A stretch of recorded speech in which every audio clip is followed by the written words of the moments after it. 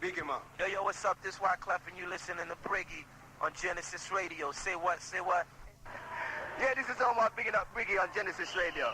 Oh no! Well, this is Red Hot and I have to big up Briggy on Genesis Radio. Yeah, me go and walk them mute.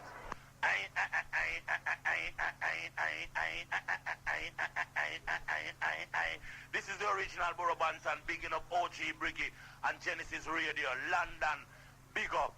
Busta Rhymes, Flip Mode Squad, and a place to be. Bigging up my man Briggy on Genesis Radio and all of that. Yo, what up? This is Prize from the Refugee All-Stars representing the Flatbush crew and my man Briggy from Genesis Radio. You know what I'm saying? One time, come down with the dub. The massive know this is Peter Metro, bigging up OG Briggy on Genesis Radio Station. And me, man, Mr. Metro, live from Jamaica.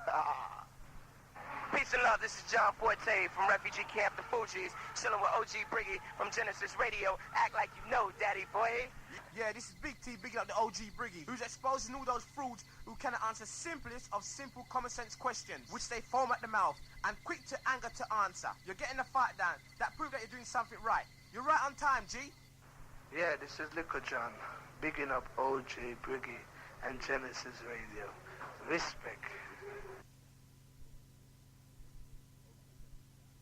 Okay, London Town, a warm welcome to the Black Spiritual Mental Physical Regeneration Show. How are you doing out there tonight, London Town? Hope that you're doing fine. Unlike me, still, London Town, I'm suffering with the flu.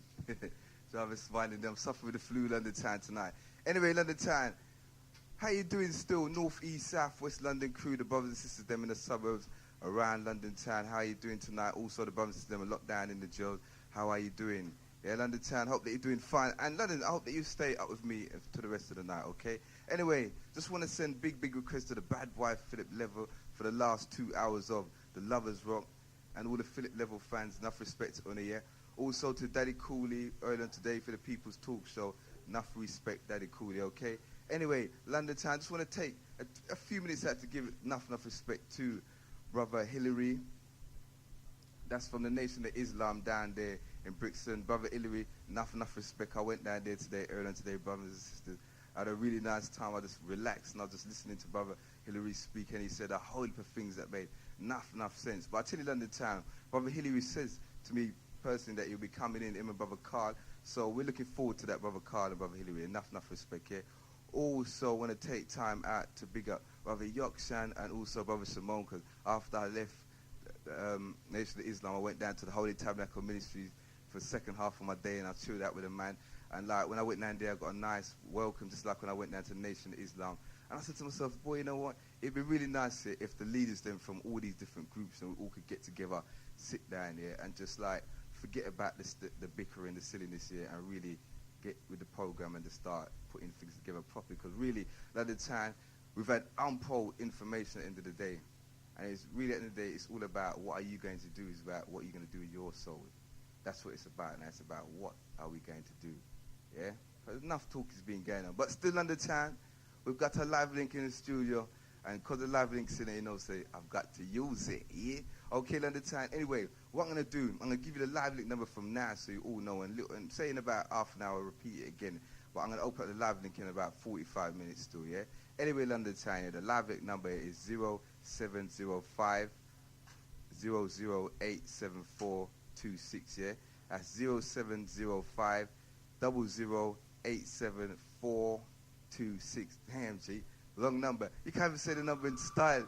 Wait, you can't even say the number in style, no, driver. Anyway, London Town, yeah? Also, want to take time to big up the honeybees. Sorry, sisters. Vincent Rat, bigging up Briggy on Genesis 91.6. Big him up. Okay, Vincent, thanks very much for that one again. Anyway, London Town, yeah, bigging up the honeybees. Enough respect to the honeybees. Also, bigging up Big T, also the Minister Rebel, also the High Priest. And I listened to the High Priest show the other day, actually, on the time. The High Priest was saying that, you know, like when you're trying to give your people information, you're trying to help your community in any way that you can possibly can, and certain times, you're not getting no feedback or you know what I'm saying? Like, you know what I'm saying, London Town. You know, I'll have to go into one. You know what I mean? Sometimes you may feel a bit disheartened, but you see, it's not about that. It's about still staying focused here and getting ahead and feeding on your own juice if necessary. Because everything you need is within you, yeah? You just got to tap it out. Anyway, London, Black Spiritual Mental Physical Regeneration Show. I'm driving out there. Oh, someone just want your drive. That's your drive.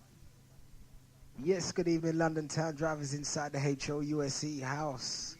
Got to say a warm good evening to each and every one. And, you know, just to touch up on what the OG says already, you know, at the end of the day, for all of them, you know, the brothers and sisters out there who's doing positive things for their community and everyone else, you know, there's going to be times when you're going to feel kind of low. But at the end of the day, if you know what you're putting out is right, just keep doing it. Because, you know, you will see the products of your work at the end of the day. Because, you know, even if somebody comes up to you on the street and they say, yeah, man, I was listening to your show and you know what I mean, positive things was going down. Even though they never phoned in, you know, so you're touching somebody out there. But anyway, London Town, boy, we've got some tapes lined up here for you tonight. And, oh, OG, take it away. Yeah, London Town. Once again, the Black Spiritual Metaphysical Regeneration Show. And we are most definitely here for you, London Town. Don't ever forget that, yeah? Okay. Anyway, London Town, Uncle Dennis. Anyway, London Town, what we're going to do, we're going to roll straight into a tape on AIDS, London Town, because really and truly, it's always nice to talk about other things, but these are the things that are killing off our people, you know what I'm saying? Listen, AIDS, you know, is a serious matter, London Town. I don't want you lot to you know, shy away from the radio and don't want to hear. I want you to sit down and listen to what's going on, yeah? Anyway, London Town, yeah? You know, they say that the AIDS come from us, the black people, and it comes from the monkey, okay? Or it stems from black people in Africa. You know that's not true, London Town, yeah? And we want white folks to know today, London Town, that we have a brother called Dr. Robert Strecker, yeah? Who is a white man just like them. And he's telling you, Europe, that the AIDS virus comes from you. So London Town, tonight, we'll be able to hear, yeah, their own men, their own scientists tell them. Yeah, so we don't have to feel shame about this AIDS thing, because really and truly, you hear so much that it comes from Africa, so you actually start subliminally believing that crap, you know what I'm saying? So today we're going to deal with that, London Town, yeah? And after the 45 minutes period, maybe even an hour, yeah, it's called feedback time. Because you see when I open up the live link, London Town, it named feedback time. Strictly feedback. I just want to hear your views, how you see, hear the tape. I just want to hear the way you see it at the end of the day, London Town, yeah? Anyway, once again, 0705-008-7426. That gets you through to the live number. Like I say, don't shy away. Listen to what's going on, yeah? Anyway, once again, OG's in the house alongside the driver. Always most definitely here for you, London Town. Yeah. All right, London Town. We's most definitely rolling. Peace. Catch up in a little while. Yeah. Ladies and gentlemen, my name is John Carly Devon. Well, excuse me. And them say when you're drunk, you always speak the truth, right? So, you young people, you must listen to that show, what they call the spiritual, the mental, the regeneration show with Briggy, right? Because them youth, they deal with pure truths and right? And nowadays, when you're speaking the truth, right, you cannot be a little wimpy punk behind closed doors, right? You must be bold, not butch. So listen, think, and learn. Government. And now, let's find out the truth about AIDS. I'm Dr. Robert Strecker, a practicing internist and gastroenterologist in Los Angeles. I have a special interest in pharmacology, pathology, and now AIDS. I became interested in the AIDS question several years ago in doing a health maintenance proposal, basically an insurance proposal, for Security Pacific Bank, a bank here in California. More and more members of the medical and research community, such as Dr. Peter Duesberg of the University of California at Berkeley, Dr. John Seal, a member of the Royal Society of Medicine of London, and Dr. Alan Cantwell, who has recently finished a third book on AIDS, this one on the origin of AIDS, are questioning the validity of the popular view about AIDS, which has failed to scientifically explain the disease. So I've decided it's time that someone tells you the truth about AIDS. So in this program, I will show you how the AIDS virus was actually predicted, requested, produced, deployed, and now threatens the very existence of mankind because it works. To understand why I believe that the AIDS virus came out of a laboratory rather than out of the jungles of Africa, you have to understand several important concepts which I will address in the next few minutes.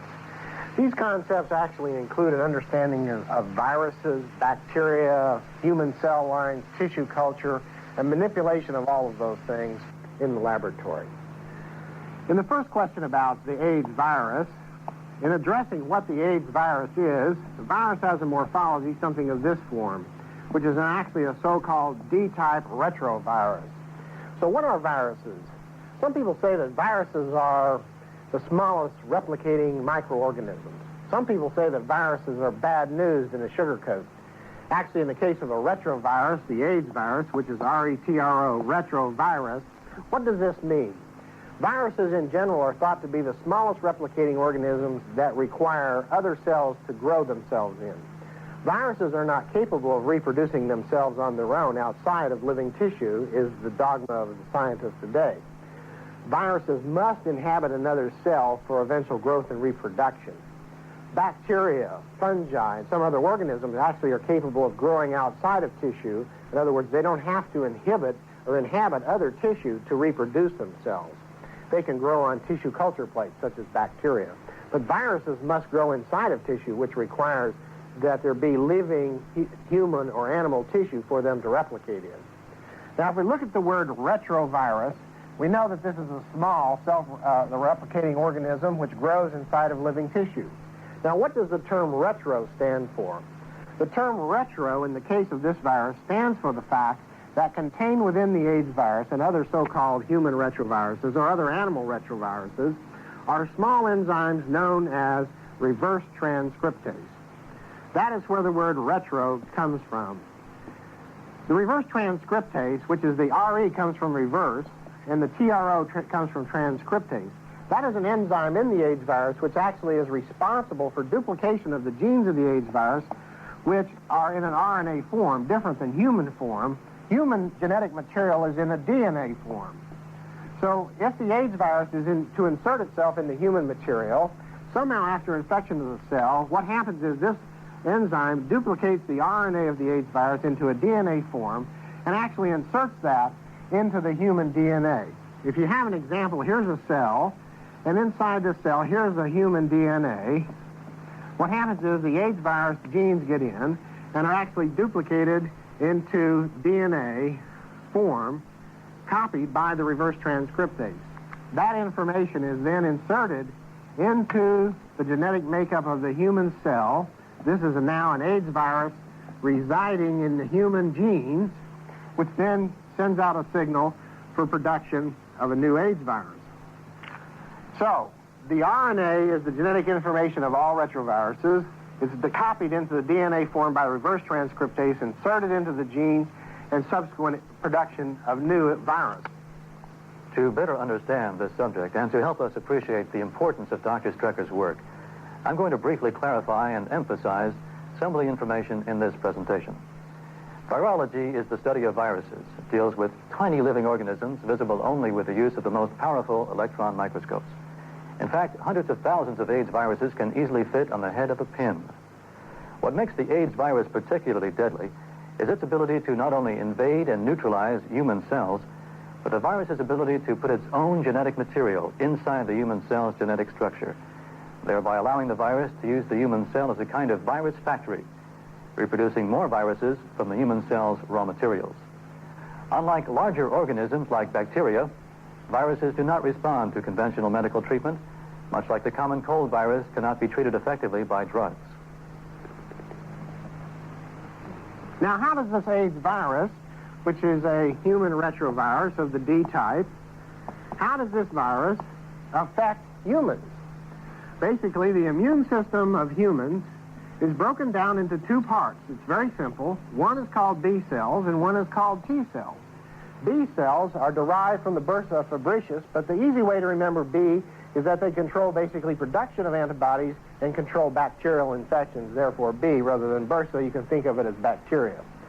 T cell systems control opportunistic infections such as pneumocystis carinii pneumonia, the production of cancers like Kaposi sarcoma, and other microorganisms such as tuberculosis.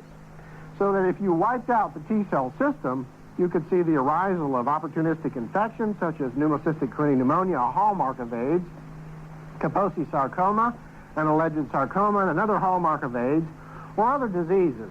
If you wiped out the B system, you would have trouble protecting yourself against bacteria and perhaps in developing antibodies. Now, in the case of the AIDS virus, once it infects the human body, selectively destroys the T4 cells of the human body.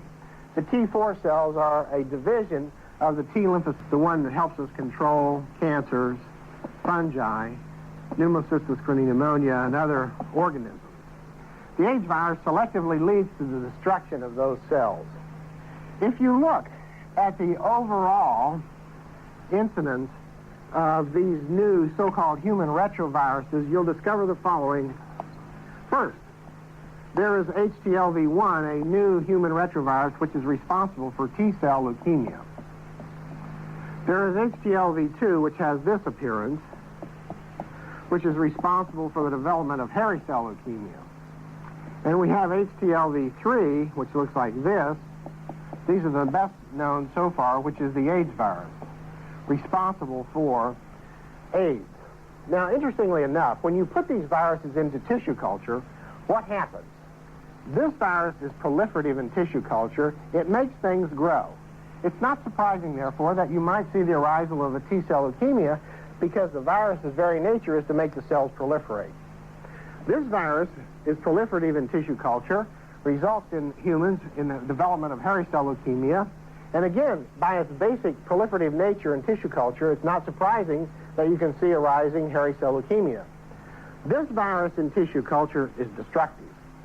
It was one of the reasons that they had trouble getting enough of the virus because suppose this was a tissue culture, every time they put in the AIDS virus, what would happen was they'd come back in a few days and the tissue culture would be dead. Basically, there would be left just debris with very little virus, no living cells. That is basically what happens in human beings because in humans, we are nothing more than walking tissue cultures. So, suppose we have a human being here. He gets infected with the AIDS virus, and what happens? Eventually, the AIDS virus wipes out his T4 lymphocytes, destroys his thymus most probably, and as a result, relieves him immune-suppressed, immune-compromised, and susceptible to the development of infections such as pneumocystis carinae pneumonia or the arisal of cancer such as Kaposi sarcoma. These have been the basic hallmarks of the AIDS virus. But again, let's look at the overall picture. And the overall picture is that suddenly in humans, we have an explosion of disease, not just AIDS, but other retroviruses. HTLV1, a T-cell leukemia virus, HTLV2, HTLV3, HTLV4, which is a new, recently recognized AIDS virus, also known as HIV2, HTLV5, which is the cause of mycosis fungoides, and HTLV1 lookalike, which looks like this. I call it one lookalike. Now, even looking at, say, let's throw AIDS out for a minute, you have to ask yourself, where did all these other viruses come from? And my explanation as to where these other things have come from, along with the AIDS virus, is the following. If you look at animals, particularly cattle and sheep, you'll discover an interesting phenomenon. In cattle, there's a virus known as bovine leukemia virus, which has the exact same morphology, which means shape, the exact same relative molecular weight, the same magnesium dependency, and the ability to produce B and T cell leukemia of cattle, and is proliferative in tissue culture. If you look at bovine syncytial virus, you'll find another virus of cattle, which has the same shape, the same magnesium dependency, the same basic appearance, and produces hairy cell leukemia in cattle. If you look back, you can discover a virus known as bovine Visna virus, which has the same appearance as AIDS, the same molecular weight, the same magnesium dependency, and in 1974, either one or three here, bovine leukemia or bovine Visna virus, was producing pneumocystis carinae pneumonia in chimpanzees. And if that isn't AIDS, I don't know what it is. Now we have HTLV4, which may represent a recombination between Visna and HTLV2, or bovine syncytial virus here. which is a new AIDS virus growing, just identified, which has this appearance. We have HTLV5, which I'm not sure in animals what it is, and we have HTLV1 look-alike. You'll recall that Dr. Strecker has shown us that the AIDS virus selects and destroys T4 cells. These are the cells in our bodies that protect us against the development of cancers. Now, persons infected with the AIDS virus have T4 cell destruction and subsequent development of specific types of cancer. These include Kaposi sarcoma and pneumocystic Carini pneumonia, which are fatal. Looking at the overall virus picture in a general way, Dr. Strecker has pointed out that there are several other deadly retroviruses, besides the actual AIDS virus, which are infecting humans and causing cancers, including cancer of the blood, leukemia. Dr. Strecker makes an interesting and startling correlation. These human cancer-causing retroviruses, including AIDS, all have striking similarities to animal viruses, but not from the green monkey, from cattle and sheep, known as bovine and Visna viruses. Now, the implications of these similarities between human and animal viruses is disturbing. How did animal viruses get into humans? As we shall see, this subject begins to reveal the true origins of the AIDS virus. Now, why do I bring up the question of cattle viruses and sheep viruses when everybody says that these viruses came from monkeys? I say that for the following reason. If you look at the genes of the AIDS virus, the genes of the AIDS virus don't look like monkeys.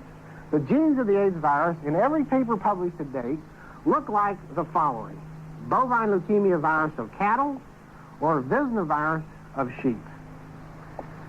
Now, these are retroviruses of animals, and these viruses are known to cause brain rot in sheep and to cause leukemia of cattle.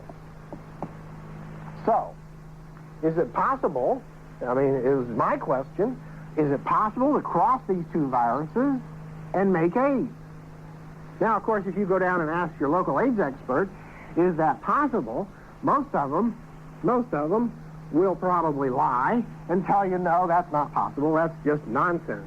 But the truth of the matter is that AIDS viruses, in a sense, are much like humans, in that if you have bovine leukemia virus on one hand and Visna virus on the other hand, and you simultaneously infect a human tissue culture, what comes out of that infection is not only the original parents, bovine leukemia virus and Visna virus, but what comes out of that is every possible recombinant that will grow. In fact, not only that, also comes out of the ones that won't grow, which you can't identify because some of them down here are recombinants that come out, but they won't reproduce. They're called, in fact, in retrovirology, those are called incompetent. They're not capable of reproduction. You might call them impotent. They can't reproduce. So, we get out not only the competent, but the impotent. So, in fact, these viruses do, in a sense, not only reproduce themselves, but they make babies, which are different than the parental strain. It's just like each of us. Each of us is a recombination of our fathers and our mothers.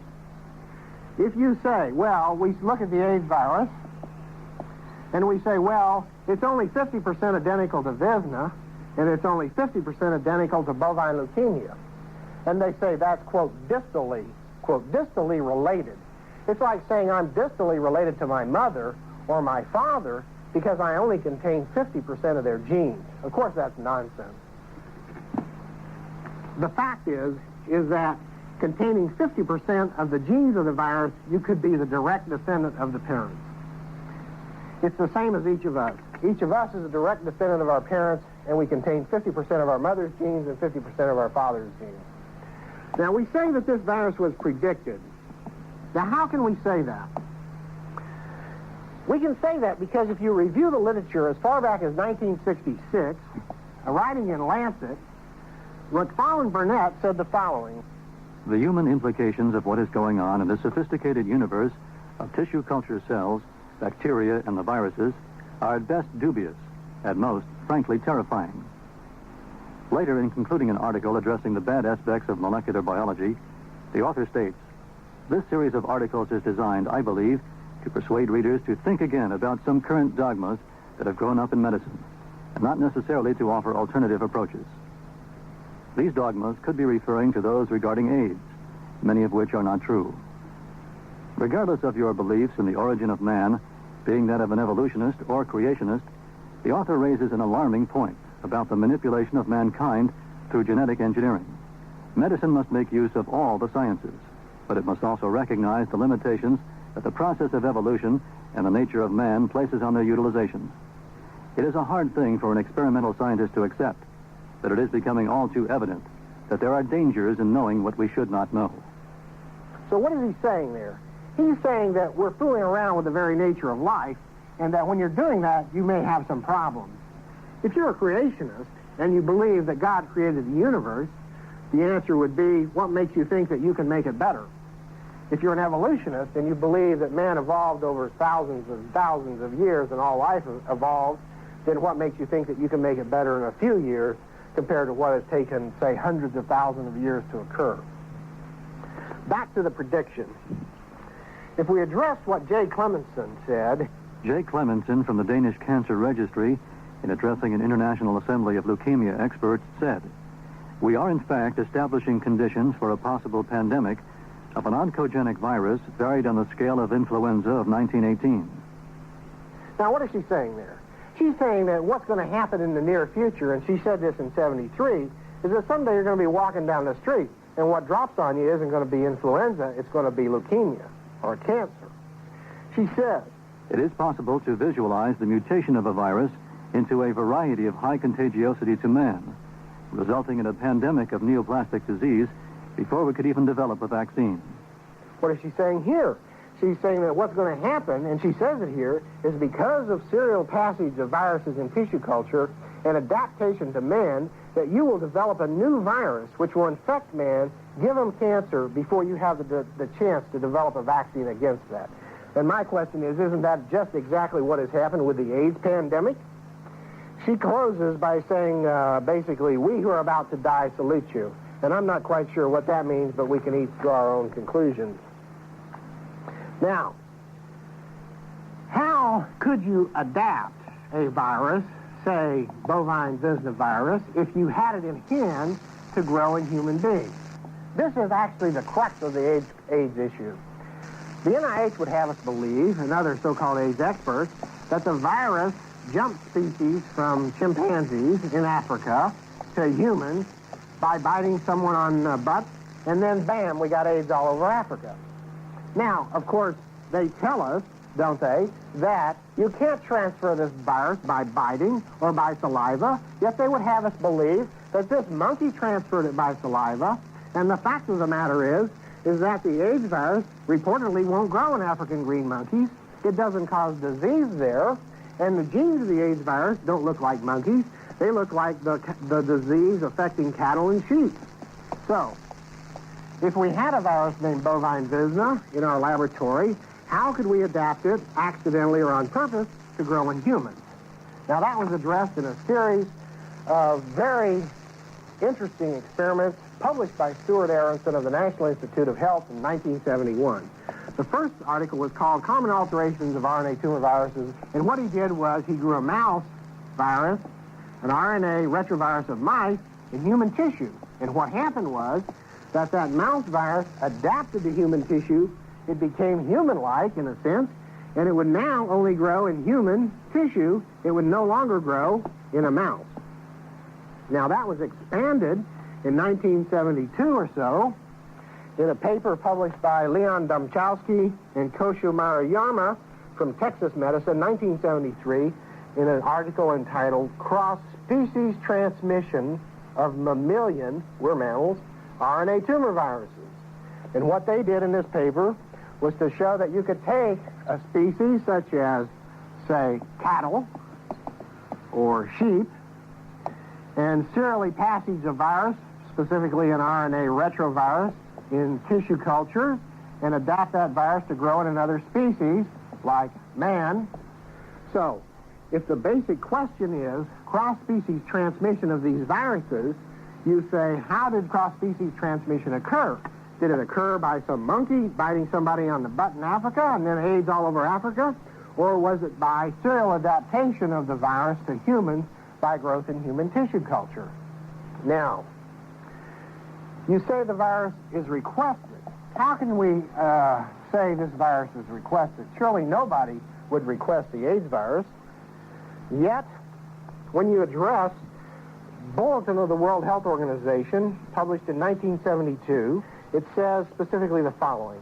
An attempt should be made to ascertain whether viruses can in fact exert selective effects on the immune function by depressing 7S versus 19S antibody or by affecting T-cell as opposed to B-cell function. The possibility should be looked into that the immune response to the virus may itself be impaired if the effective viruses damage more or less selectively the cells responding to the viral antigens. Now, what does that say? That says, let's make a virus that selectively inhibits the T-cell system of man. And, of course, what is that virus? That virus is AIDS. So, is it a mere coincidence that we now have a pandemic of a T-cell destroying virus, which was, in a sense, predicted, and here, requested, growing in Africa and the United States? Now, this question was addressed partially in an article written Monday, May 11th, 1987. And in that article, in the front page of the London Times, which addressed the question of, was there an association between the WHO vaccine programs in Africa and the outbreak of AIDS? Their conclusion was the following, that there was an association. Well, the story goes like this. Supposedly somebody had been hired by the WHO to investigate whether or not the WHO vaccine programs in Africa, the WHO meaning the World Health Organization, which were the WHO vaccine programs which were responsible for eradication of smallpox in Africa, may have been a contributing factor to the spread of AIDS in Africa. Evidently, a researcher who has remained anonymous, is afraid to reveal his name, was hired by the World Health Organization to investigate that study. He did a study over a year or two. He wrote a report. He submitted it to the World Health Organization, the WHO, was paid, and that was the end of it. A year or so later, he walks in to the London Times and throws the report on Pierce Wright's desk, who is the science writer at the London Times, and said, if you really want to know what's going on with AIDS in Africa, here's the answer. That article was the impetus for the printing of this story, which said there's a correspondence between the WHO's program in Africa and the outbreak of AIDS. As far as we know, this has never been discussed or addressed in this country. And I find that particularly interesting as to why it's never been addressed in the United States for the following reason. A quote in that article on Monday, May 11th was from Dr. Robert Gallo, who is the reported co-discoverer of the AIDS virus, who said that this was an interesting and important hypothesis. An interesting and important hypothesis. Well, if it's interesting and important, how come nobody's addressing it? Obviously, in a sense, the answer to that might be, if you made AIDS, would you tell anybody? Of course not. Did you read about this World Health Organization's vaccine program and the development of AIDS in your local newspaper? Not likely. The American press virtually ignored this front-page story in the prestigious London Times, one of Europe's most respected newspapers. The story caused a furor. Front-page stories appeared throughout Europe, Latin America, and other parts of the free world. While here in the United States, the story was relegated to obscurity. Why? Why is the American press failing to investigate this controversial story? Why are the American people being denied critical information, which is widely distributed through most of the rest of the world?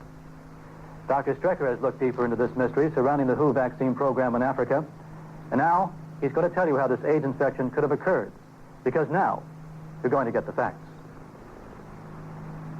Now, how could this virus have been, say, inoculated by the WHO in Africa? There are two ways. Obviously, if it was intentional, that is the first way. Intentional, and people say, well, that's absurd. And I say, no, that's not absurd because of the following reason.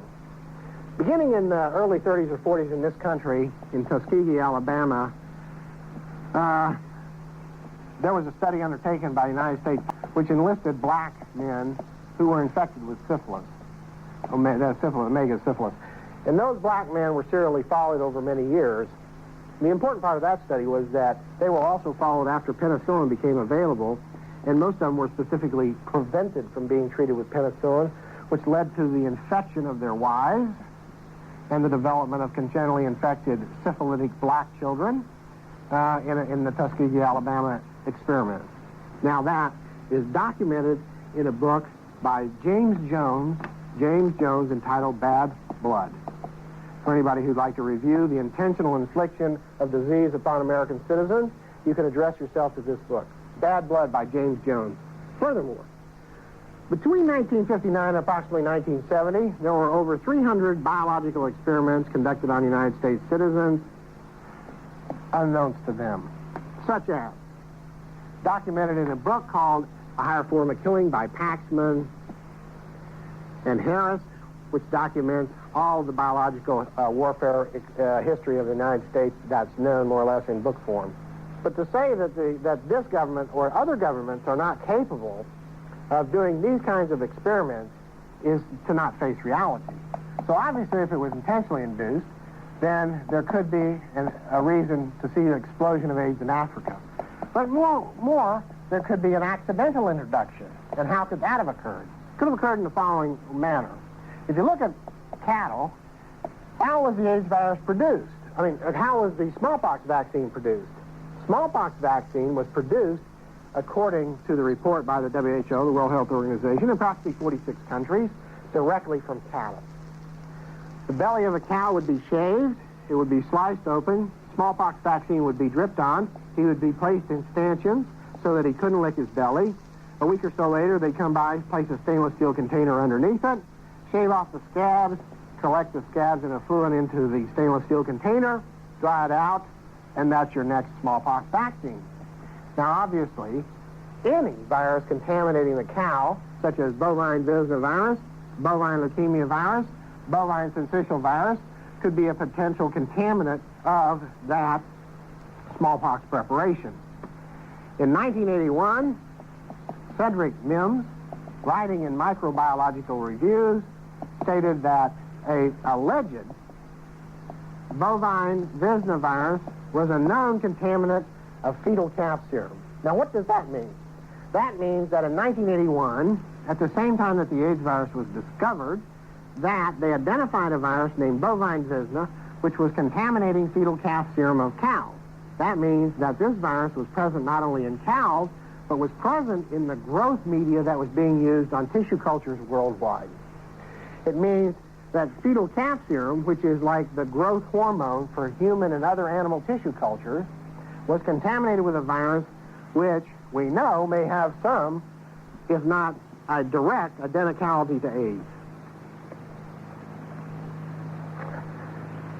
Now, if we look and say what's going to happen in the next few years with these retrovirus infections, it brings to mind several important points. The first off, when we talk about retroviral diseases, if you really want to know about retroviruses, the people that you have to talk to are the veterinarians. Most medical doctors have had little, if any, experience with these type of diseases, whereas the veterinarians are the ones who have had the most experience.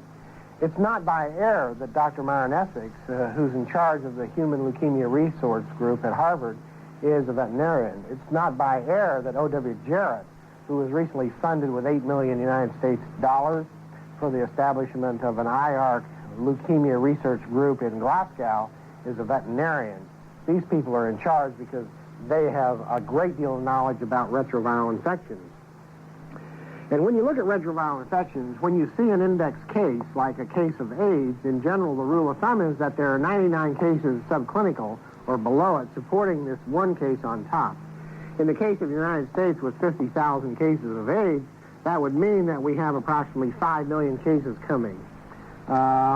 What else can you know from sort of the general rules of retrovirology? One of the things is that you know that the viruses which support this, index case on the top here, ratio of 1 to 100, work over an extended period of time on the rule of thumb average 20% of the lifespan of the species. Now, this was one of the first things that led me to question the validity of much that was being told to the United States about the AIDS virus and other retroviruses, was that they were predicting that the AIDS virus was going to work over 1 to 3 or even 5 years. But actually, the rule of thumb would say that the AIDS virus should work over 20% of 70 years, which would be about 14 years. So as now more and more data comes in, we can see that this initial 1 to 3 to 5 years was actually more like 7 to 14 years, which is consistent with what I believe is the truth about how long it will take before you see the end result of an AIDS virus infection. That has implications for many things. It has implications for vaccine development. In other words, you would have to wait an extended period of time before you could say for sure, 14 to 20 years before you could say for sure whether the vaccine was working. It would say you're going to have to wait 14 to 20 years or even longer before you can say, well, I've been cured of AIDS. Because if the natural history of the disease is to last over an extended period of time, say 14 to 20 years, you're going to have to wait that long before you can say you're outside of the framework of where the disease is still liable to kill you. These are slow viral diseases of humans and represent a major new kind of problem that most medical doctors have had little experience in dealing with. Now, if you look at slow viral diseases, if you have an index case, that case can double to 2 cases. Those 2 can go to 4. Those 4 can go to 8. In other words, there is some period of time here in which the disease doubles. 2 to the x is equal to the number infected y. Recently in the Los Angeles Times, it was noted that last year there were approximately 40,000 cases of the AIDS virus documented worldwide, published by the World Health Organization. This year, the number is approximately 80,000 cases of AIDS reported. We can use as a common denominator here 1 year for a doubling time, which would mean that virtually in a year's time, the number of cases of AIDS, both those infected and perhaps those infected, would double. What does that mean? Going back to our little diagram that I explained earlier, if we had 1 case of AIDS last year and 99 cases coming, next year we might have 2 cases of AIDS and 198 coming. The following year, there would be 4 cases and twice as many, approximately, 396 coming. So the pyramid would get progressively bigger, doubling each year. And when you look at the numbers infected in Africa, as reported by the World Health Organization, as a continent, Africa, through the AIDS belt and other areas of Africa, has between 40 and 75 million infected. If that doubles every year, it means that within 3 to 4 years, the entire continent of Africa may well be infected, and in 5 to 10 years, the entire continent of Africa could be expected to expire if, in fact, the AIDS virus has 100% mortality, which we believe that it does.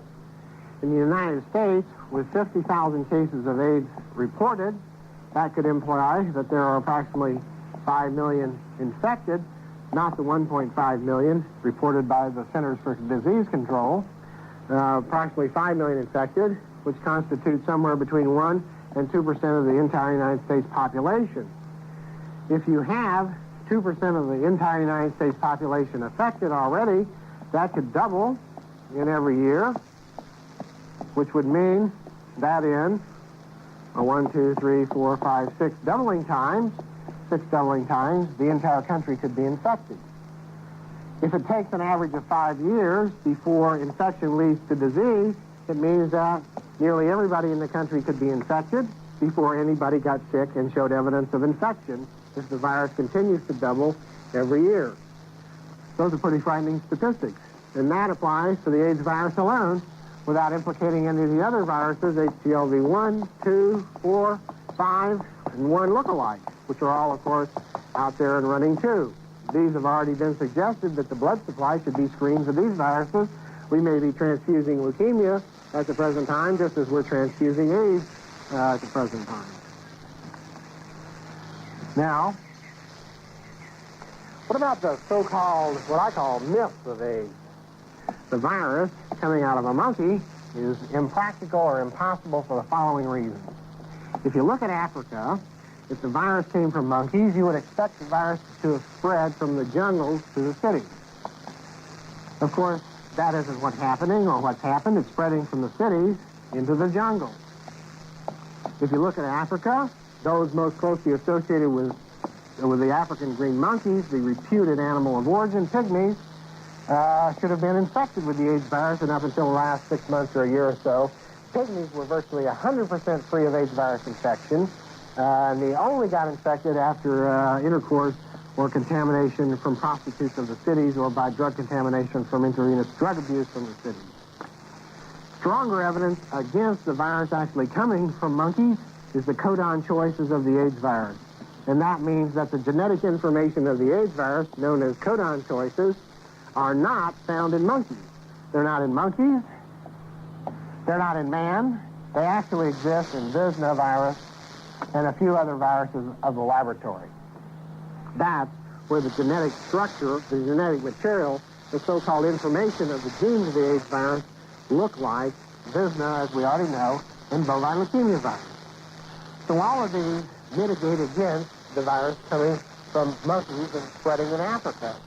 There's another way to get at this problem. If you say, for instance, that there are between 40 and 75 million Africans infected, and we know that 2 to the X is equal to 40 million, and we had to have approximately 2 to the 20th or 20-year doubling time.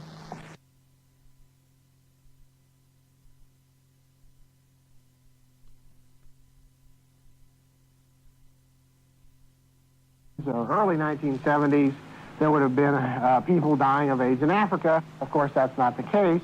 The retrospective analysis of blood shows that AIDS didn't exist in Africa until the mid-70s or later. If you look at the United States, where the AIDS virus appeared was in New York in 1978, San Francisco and Los Angeles in 80. It appeared in young white male homosexuals who were between the ages of 20 and 40, who were promiscuous. It did not appear in black, heterosexual, French-speaking immigrants from Africa or Haiti. Now, simultaneous with its appearance was conduction of the hepatitis B vaccine study in New York in 1978 and in San Francisco and Los Angeles in 1980 among young white male homosexuals who were between the ages of 20 and 40. Later published in the 80s in Morbidity Mortality Weekly was that 6 of the first 10 AIDS cases in San Francisco came directly out of the cohort study of 1980. Published in 1986 by Claude Stevens was a graph which showed that in 1984, approximately 45% of those in her original study were HIV positive. In other words, had become infected for AIDS in 1984. So, you must ask yourself, is there some kind of relationship between the hepatitis B vaccine study of the United States and the subsequent outbreak in AIDS in exactly the same population groups in exactly the same time? I personally believe that there is, but I can't answer exactly what that relationship is. Now, is AIDS a sexually transmitted disease? It said sex and drugs. We're told that over and over. Sex and drugs, sex and drugs. Well, let's look at what a sexually transmitted disease is. I say that AIDS is a blood-borne infectious disease. I don't think of AIDS as a sexually transmitted disease, but you must define what you mean by a sexually transmitted disease. If you mean any virus that can be transferred during intercourse, then I guess AIDS would be. But of course that would include polio, mono, smallpox, chickenpox, measles, mumps, practically every virus known to man, because every sexual intercourse is intimate contact, and nearly all those could be transferred by sexual intercourse. But if you look at what sexually transmitted diseases is, I say the following. If you go in and you say, well, doctor, I'm going to have a blood transfusion, do you think I'm going to get trichomonas from that blood transfusion? And then you'd say, no, you don't get trichomonas. Well, isn't that a sexually transmitted disease like AIDS? You say, yeah, it is, but it's not in the blood. Well, you think I'll get herpes from a blood transfusion? No. How about syphilis? Well, it's possible you could get syphilis from a blood transfusion because syphilis has a blood-borne phase. Now, if you look at what sexually transmissible diseases are, they grow in the venereal tract. They're present in high titers. They don't live outside the body for a long period of time, long life here, and they're primarily transferred by sex. Now, which of these criteria does AIDS meet? Does AIDS grow in the venereal tract specifically, like trichomonas, gonorrhea, syphilis, herpes? No, that's wrong. It grows throughout the body in the lymphocytic system and destroys the thymus. Is it present in high titers? There is no AIDS virus ever been identified in semen. It has only been cultured from semen. The only place that AIDS virus was identified by sedimentation, by ultracentrifugation, was in saliva, not from semen. Now, that isn't to say that AIDS can't be cultured from cells of semen. It says that AIDS does not exist as a free virus in semen. So it's not present in high titers. So we're wrong on two of four so far. Does AIDS live outside the body for a long period of time? You know, a few minutes. We've been told that, but the French published 2 years ago that if you put AIDS in a petri dish and place it on a windowsill in France, that it lives there for approximately 10 to 14 days. You come back, add saline, you can culture the virus. So AIDS lives for 10 to 14 days outside the body. So it doesn't meet criteria number 3 for what I call a sexually transmissible disease. And is AIDS primarily transferred by sex? Well, they like for us to believe that, but I don't believe there's any evidence that this virus is primarily transferred by sex. I believe the virus is a blood-borne infectious agent. How the virus is actually being transferred, I don't know.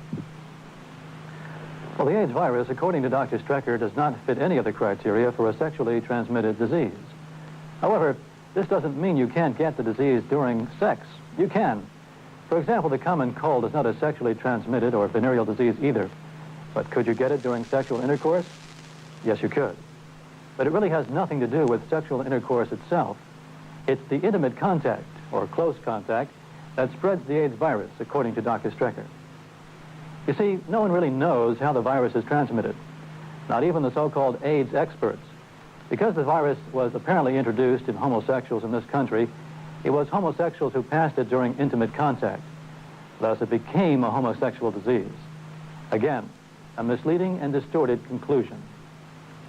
In light of these revelations by Dr. Strecker, what about the use of condoms? Well, condoms are effective in preventing certain venereal diseases, but because AIDS is not a venereal disease, the condom's effectiveness in preventing AIDS transmission remains questionable. In addition, the AIDS virus is so small it can pass through the naturally occurring holes in condoms. Well, using a condom may be better than nothing, but the degree of protection from AIDS transmission has not been fully researched. Dr. Strecker will explain this further in his presentation. If we look at Confronting AIDS, which is the textbook published by the Institute of Medicine and the National Academy of Sciences, it is not known whether the virus is transferred as free virus or a cell-associated virus or in both forms. Now, what is that saying? That's saying the following, that when it comes to how the virus, the AIDS virus, is being transferred from one person to another, like from one homosexual to another, or from a heterosexual man to a heterosexual woman. This is a man, this is a woman.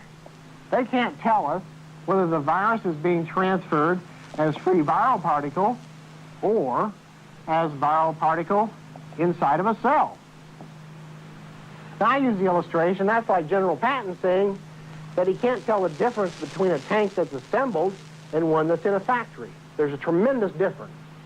So, when you get down to actually how this virus is being transferred, there is very little, if any, data published that tells us how it's being... Warning.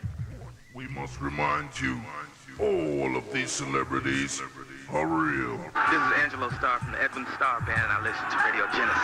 Hi, my name is Crystal Rose, and I listen to Briggy on Genesis Radio. My name is Tony Tucker. When I'm in London, I listen to Briggy. My name is Prince, and see, Mama, listen out to Briggy. Big shout out to Briggy. You know the Prince is hip.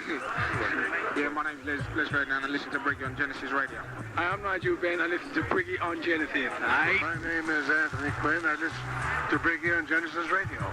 With a great pleasure. My name Johnny P. Mr. Briggy. On Genesis 91.6. Hey, make sure you listen to Briggy on 91.6. Message from Gary Mason. My name is Michael Watson. I listen to Briggy on Genesis. Keep it locked to the conscious station around town. Genesis, the number one. Keep the unity in the community. Lennox Lewis said that. Genesis, the good station. This is Don Lucci and Briggy. Just keep it up. You know it's only right. The Regeneration Show, touching the hearts and souls of many, but the chosen are few. Okay, London Town, back on the other side. Don't forget London Town here. Feedback time here at 11:30 here. Feedback time, London Town. Want to hear your feedback here on the tape that you're hearing by Dr.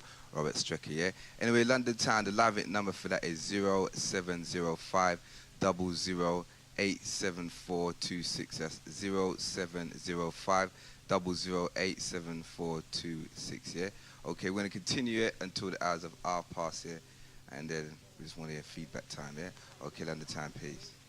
Like General Patton saying that he can't tell the difference between a tank that's assembled and one that's in a factory. There's a tremendous difference. So, when you get down to actually how this virus is being transferred, there is very little, if any, data published that tells us how it's being transferred from one person to another.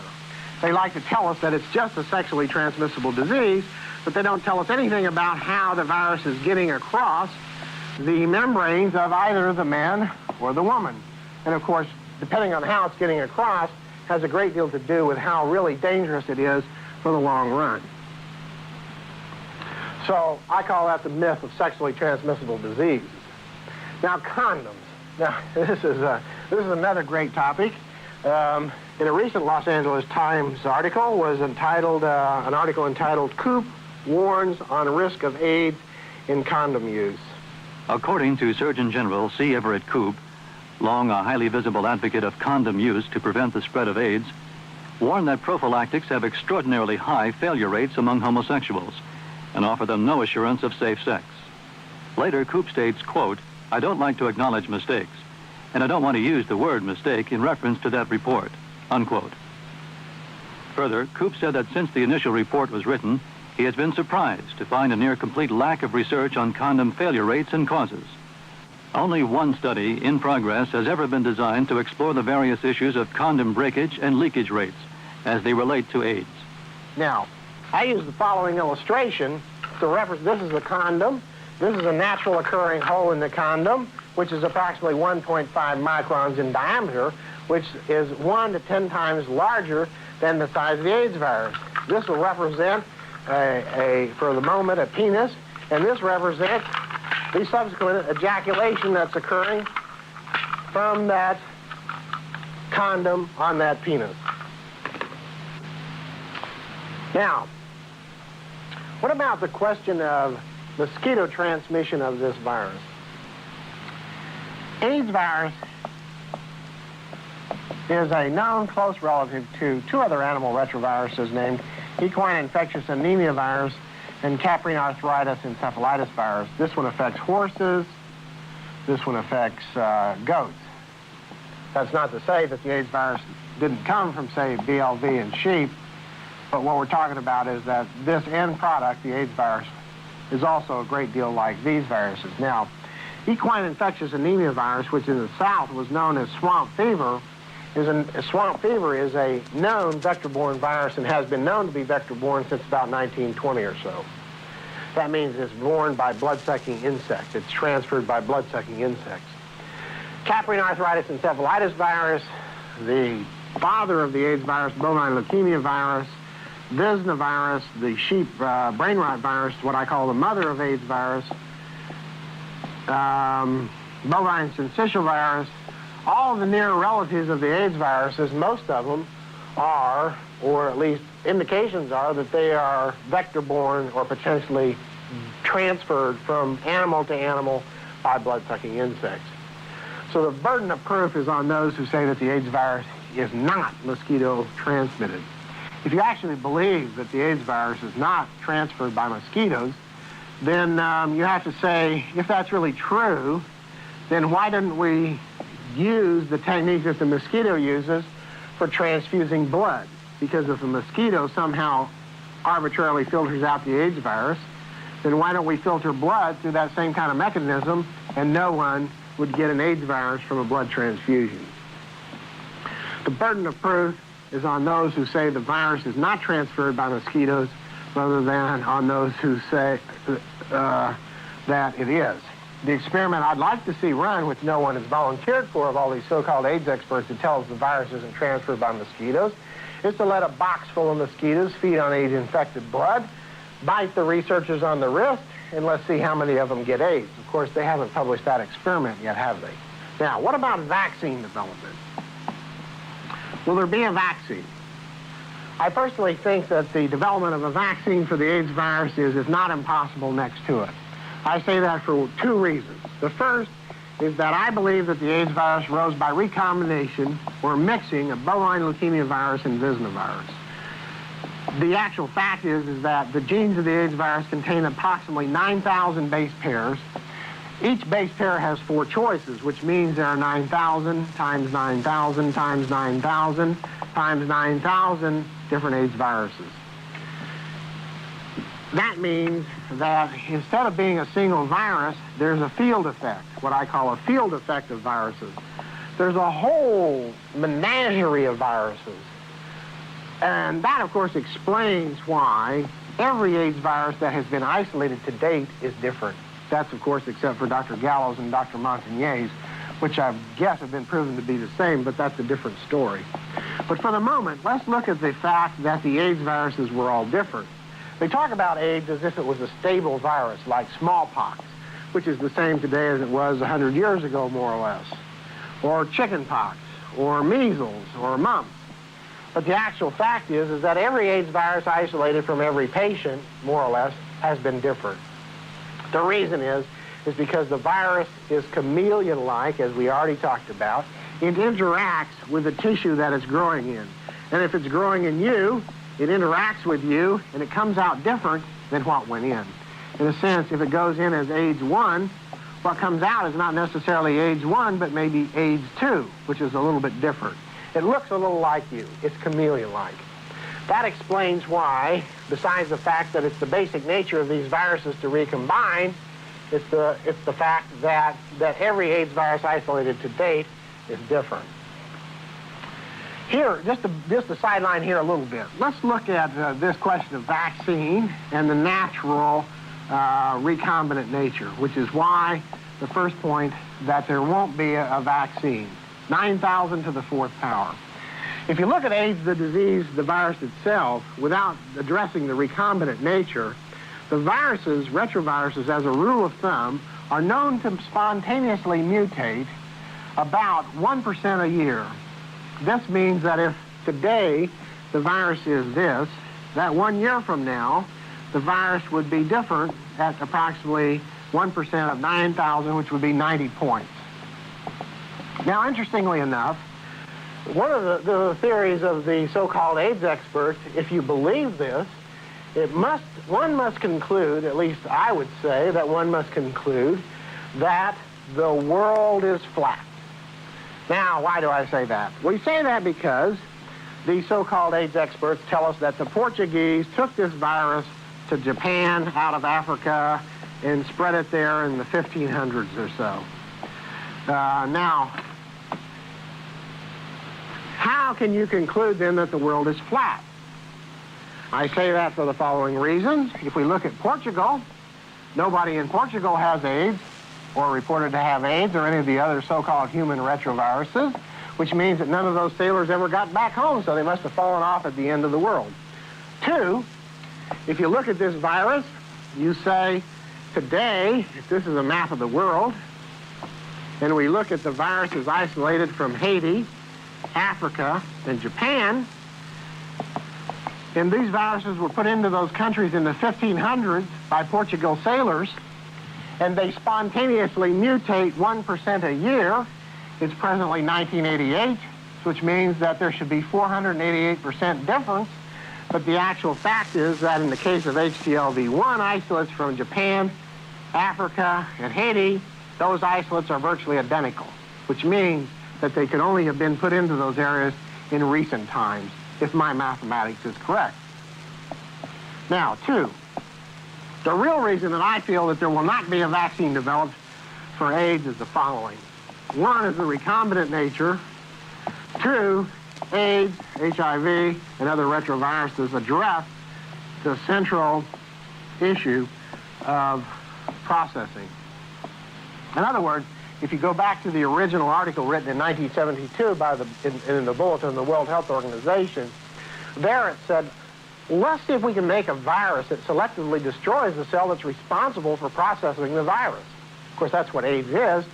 In a sense, that's what macrophages are. It is the macrophage's job to process this virus and present it to the T lymphocyte for development of immunity. But what happens is that the macrophage can't kill the virus. It grows inside the macrophage. The macrophage may actually be injecting it into other cells throughout the body, which leads to death of T4 lymphocytes and perhaps other cells, such as brain cells. The central defect in AIDS, in my opinion, lies not necessarily in the lymphocytic system, the lymphocytes, but in the macrophage system, the cell that's responsible for processing the virus. You can think of it sort of like a macrophage is like a rendering plant or a meat packing plant, which brings in the whole cow, chops it up, and sends it out packaged. The macrophage's job is to process the virus and send it out in a form that the body can use to develop immunity. Now, what happens if you get infected with the AIDS virus and you have an antibody directed against that virus? This is the antibody, and this is the virus. Here's the virus. Now, those form a conjugate if you have a vaccination against AIDS. What then is that is the actual purpose of a vaccine, to produce these antibodies directed against the AIDS virus. If you're vaccinated against AIDS, you have these conjugates formed. That enables the macrophage to ingest those antibody antigens more easily. So this whole complex is then ingested inside of the macrophage. This is the macrophage. The macrophage then chews up the antibody. The virus grows inside the cell, and you die quicker than if you had not been vaccinated. This is, in my opinion, the central reason why vaccinations against AIDS may not only be detrimental, but prove to be ultimately impossible. Dr. Strecker has presented two clear and rational reasons why an AIDS vaccine can never be developed. First, the astronomical number of mutations of the virus means a specific vaccine for a specific virus cannot be made. And second, the way in which the virus is processed in the human body would make an AIDS infection even more rapidly fatal when treated with a vaccine. This is tragically disappointing to the many proponents of a vaccine cure. But it is equally tragic to blindly pursue a vaccine cure that cannot work, thereby delaying research of alternative methods, which may hold the answer to this devastating plague.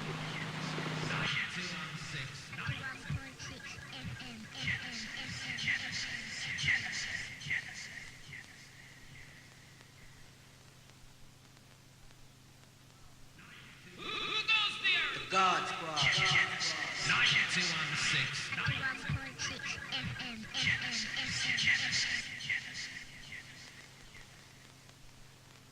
Okay, London time, it's feedback time now. 070500874226, yeah. Want to hear your feedback, brothers and sisters, yeah, about the tape that you've heard. Maybe even some of you white brothers and sisters may want to phone in and talk about it too, yeah. Feel free, okay.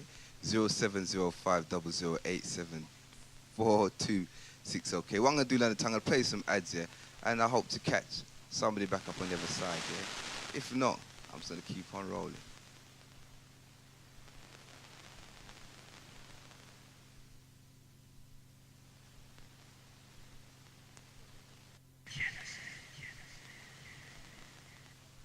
Okay, London Town, back on the other side, okay, London Town. The tape you've heard there, brother Dr. Robert Strecker, okay, who is a white doctor, basically, yeah. And what he's saying to, basically, his own people, them, is that the AIDS virus came from them. What do you say about it, London Town? What do you say about it, brothers and sisters, yeah? All these years believing, yeah, that the AIDS virus, yeah, it comes from black people. And then it switched to monkeys, as the driver just said there. Hey, London Town, 16 years old, the AIDS virus today. That's what they say. That's the time when they said that it was discovered 16 years ago. So imagine now, 16 years ago, 5 billion people were affected with the AIDS virus. How much do you think is infected now? So 25% of Africa was supposed to be infected with AIDS, yeah, in 1981. 16 years later, how much people do you reckon is infected by now? Hey, London Town. Anyway, London Town, like I say, we're here, we do our job, you know what I'm saying to you. We're not here to be labbering all night. We just want to hear your views and how you see the tape, yeah? At 070500874426. Driver? Yeah, London Town. You want to look at the serious implications of what, what's being said right now, especially to do with this AIDS thing, you know, they're saying to you, yeah, you go out there, you use a condom and, you're definitely safe from sex and all that. Check what the brothers just turned around and said. The AIDS is smaller. See, it's smaller than the holes in a condom, meaning that it's going to pass through anyway. Not saying that don't use a condom, because he's not committing himself to anything to say specifically how it's being transferred. What he's saying to you is that it's a myth. You get that, London Town? It's a myth. Anyway, we've got a call here. You're going to take this call? Okay, good evening, caller. What's your name? Where you calling from? Hello, my name's FF from Peckham. Okay, brother. What you got? What's you got to say on the tape that you've heard tonight? Yeah, I was saying it's a really good tape. I'm picking up. Yeah, I can hear you, blood. Go. Alright, I say it's a really good tape. But I just want to know, like, where is he? Is it a class he's doing it, or is it a radio station that he's doing this talk? No, it's OG can give you more information on where this talk took place. Okay. Okay, can you repeat that again, please, brother? Yeah, I just wanted to ask where he's actually giving this information. Is it like on a little lecture or seminar he's doing, or is it like a radio station? Or is it on TV? No, this was like a video what they made up. Dr. Robert Strecker made up himself. Oh, I see. Yeah, because it's an undercover video when it's supposed to be undercover anyway. You know what I'm saying? Right. But the video itself was made back in 1988. Oh, I see. Yeah, so it's a long time still, Yeah, but the information in it is still very relevant today. The information is like it's really good tape. I'm glad you're saying it, because a lot of things where I was listening to. I go to a lot of tabernacle classes, you see, and they were saying the same things, like being genetically bred, stuff like that. So, was there any information on the tape itself that you wasn't too sure about before, and that you've heard it's made you wonder? Oh yeah, I mean, basically everything, man. It's like I never really thought about it because I just thought that it was just like sexually transmitted disease, and that's it, and it just comes from. Well, after a while, like I didn't really think that it come from Africa anymore, what they told us, but I knew that when they said it was just sexually transmitted disease. Well, when he said that piece, I mean, the piece that he said following that, when he was saying that it was, 1 to 10 times smaller than the actual holes, because I mean, for those who who don't think that there's any holes in condoms, be reassured that there is definitely holes in a condom. You may not be able to see it, but the holes are there. And he's saying the virus, is 1 to 10 times smaller than that hole. So it's going through anyway. Yeah, I didn't know that. Yeah, so it's just going through, isn't it? It's like, man, it's like, and like the predictions, like how it doubles every year and stuff like that. I didn't know that. Yeah, well, I mean, from what he's saying, you can see, well, you can hear for yourself that he's gone into it. He's giving you the breakdown of the DNA and the RNA and how it comes about. He's not just something that he's just playing around in. He's breaking it down, and he's giving you the comparison to say, well, it's a disease that can be found in cows and sheep, but it comes under a different name. Yeah. And the similarity and how one disease can be used and against the human body to break. Right. And check it out, because he's saying all these, these doctors who's ahead of like the one who's ahead of the leukemia. These are veterinarians. Check it out. They're not doctors. They're not doctors of the human body. They're doctors of animals and how their disease function. Yeah. So, I mean, anything else you want to touch on, brother? Yeah. Well, just one thing. It's like it's strange because I was thinking that if it was like a Nubian, a black man, probably a lot of people wouldn't believe him. But since it's coming from a Caucasian, it's like the information's more revelating. You know? Well, you see, you know, like me and the OG was saying, you know, it's all a reverse psychology. If that's what it takes for the people them to start, you know, listening and looking into what's actually going on, well, you know, that's what it's got to be. Eventually, they're going to end up listening to the black scholars that's out there, you know, the ones that's teaching and they've got the correct information. That's right. Yeah, is OG anyway. Yeah, my brother, you got anything else to say, G? Hello? Brother gone? Briggy? Yo, Blood, you got anything else to say? Briggy, I can't hear you. Can you hear me now, Blood? Oh, yeah, I can hear you. Yeah, all right, then. You got anything else to say, G? No, I just want to big up, you know, you and Driver for playing the tape, that's all, man, because it's really good information. I keep listening. Yeah, Blood, enough respect still, yeah? All right, man. Okay, enough respect, G. All right, peace. All right. Anyway, London Town, Black Spiritual, Mental, Physical Regeneration Show, London Town. Live it number if you want to call in. This is feedback time. We want to hear from you. 070500874226. Okay, London Town. So what do you say now, London Town? Do you still believe subliminally, black folks, that you are the ones who brought the AIDS virus now? Just like the brothers say, sometimes it takes for you to hear from a Caucasian man for you to start even believing. Because when you hear from your own black scholars, you don't really want to know. See? Anyway, London Town, it's time to get hardcore. 070500874246.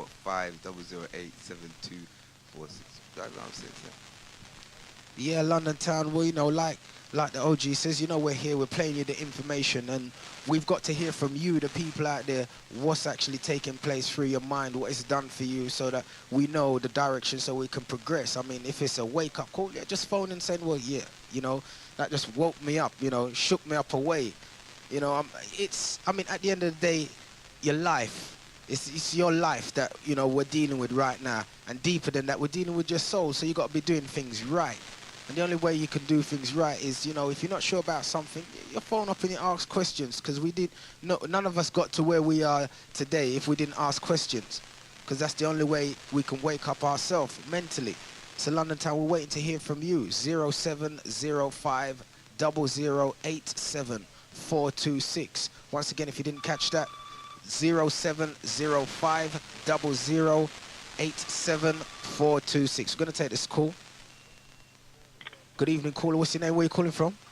It's Brother Neil from Edgware Road. Okay, Brother Neil.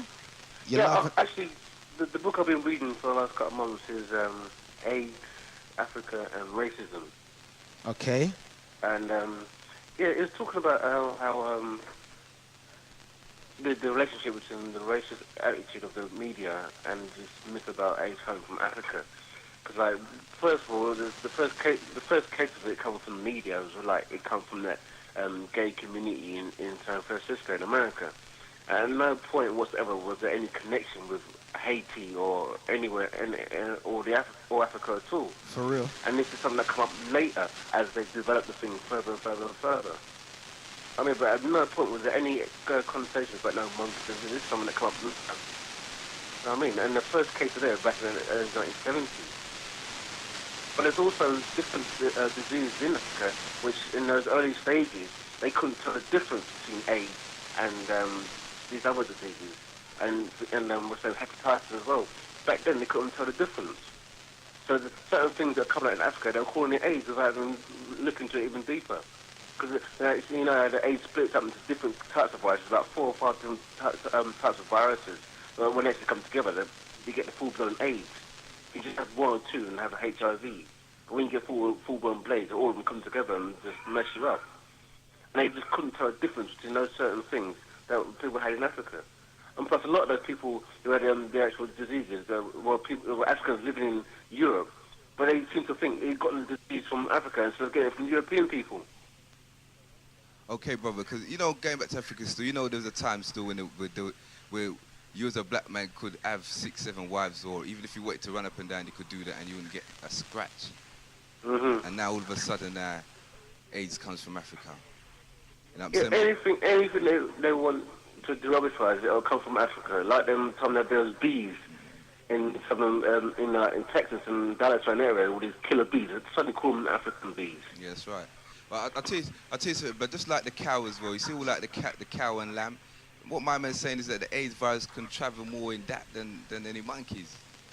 I can well believe it. And we're eating that stuff every day. I mean, who knows that it's not attributed to mad cow? I know that's not AIDS. They might just be calling it mad cow. Well, you never know. All we can do is go by the information which they give us. We don't know the facts about anything.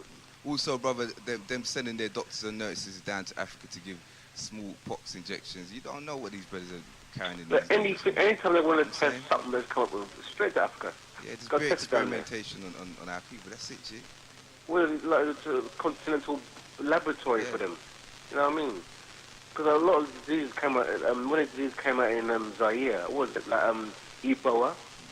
I mean, that was actually called Marburg disease. That broke out in Germany in 1910. All of a sudden, in the 80s, it broke out in Zaire. It was exactly the same thing, but given an African name. But that broke out around the community surrounding. They lived around a secret laboratory, a secret CIA laboratory in Zaire. And people first got the disease, or people who lived around that laboratory.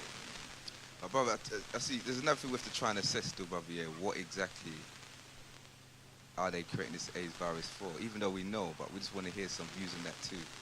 Me? Well, this is part of the New World Order, isn't it? Global 2000, reduce the population by the 2000.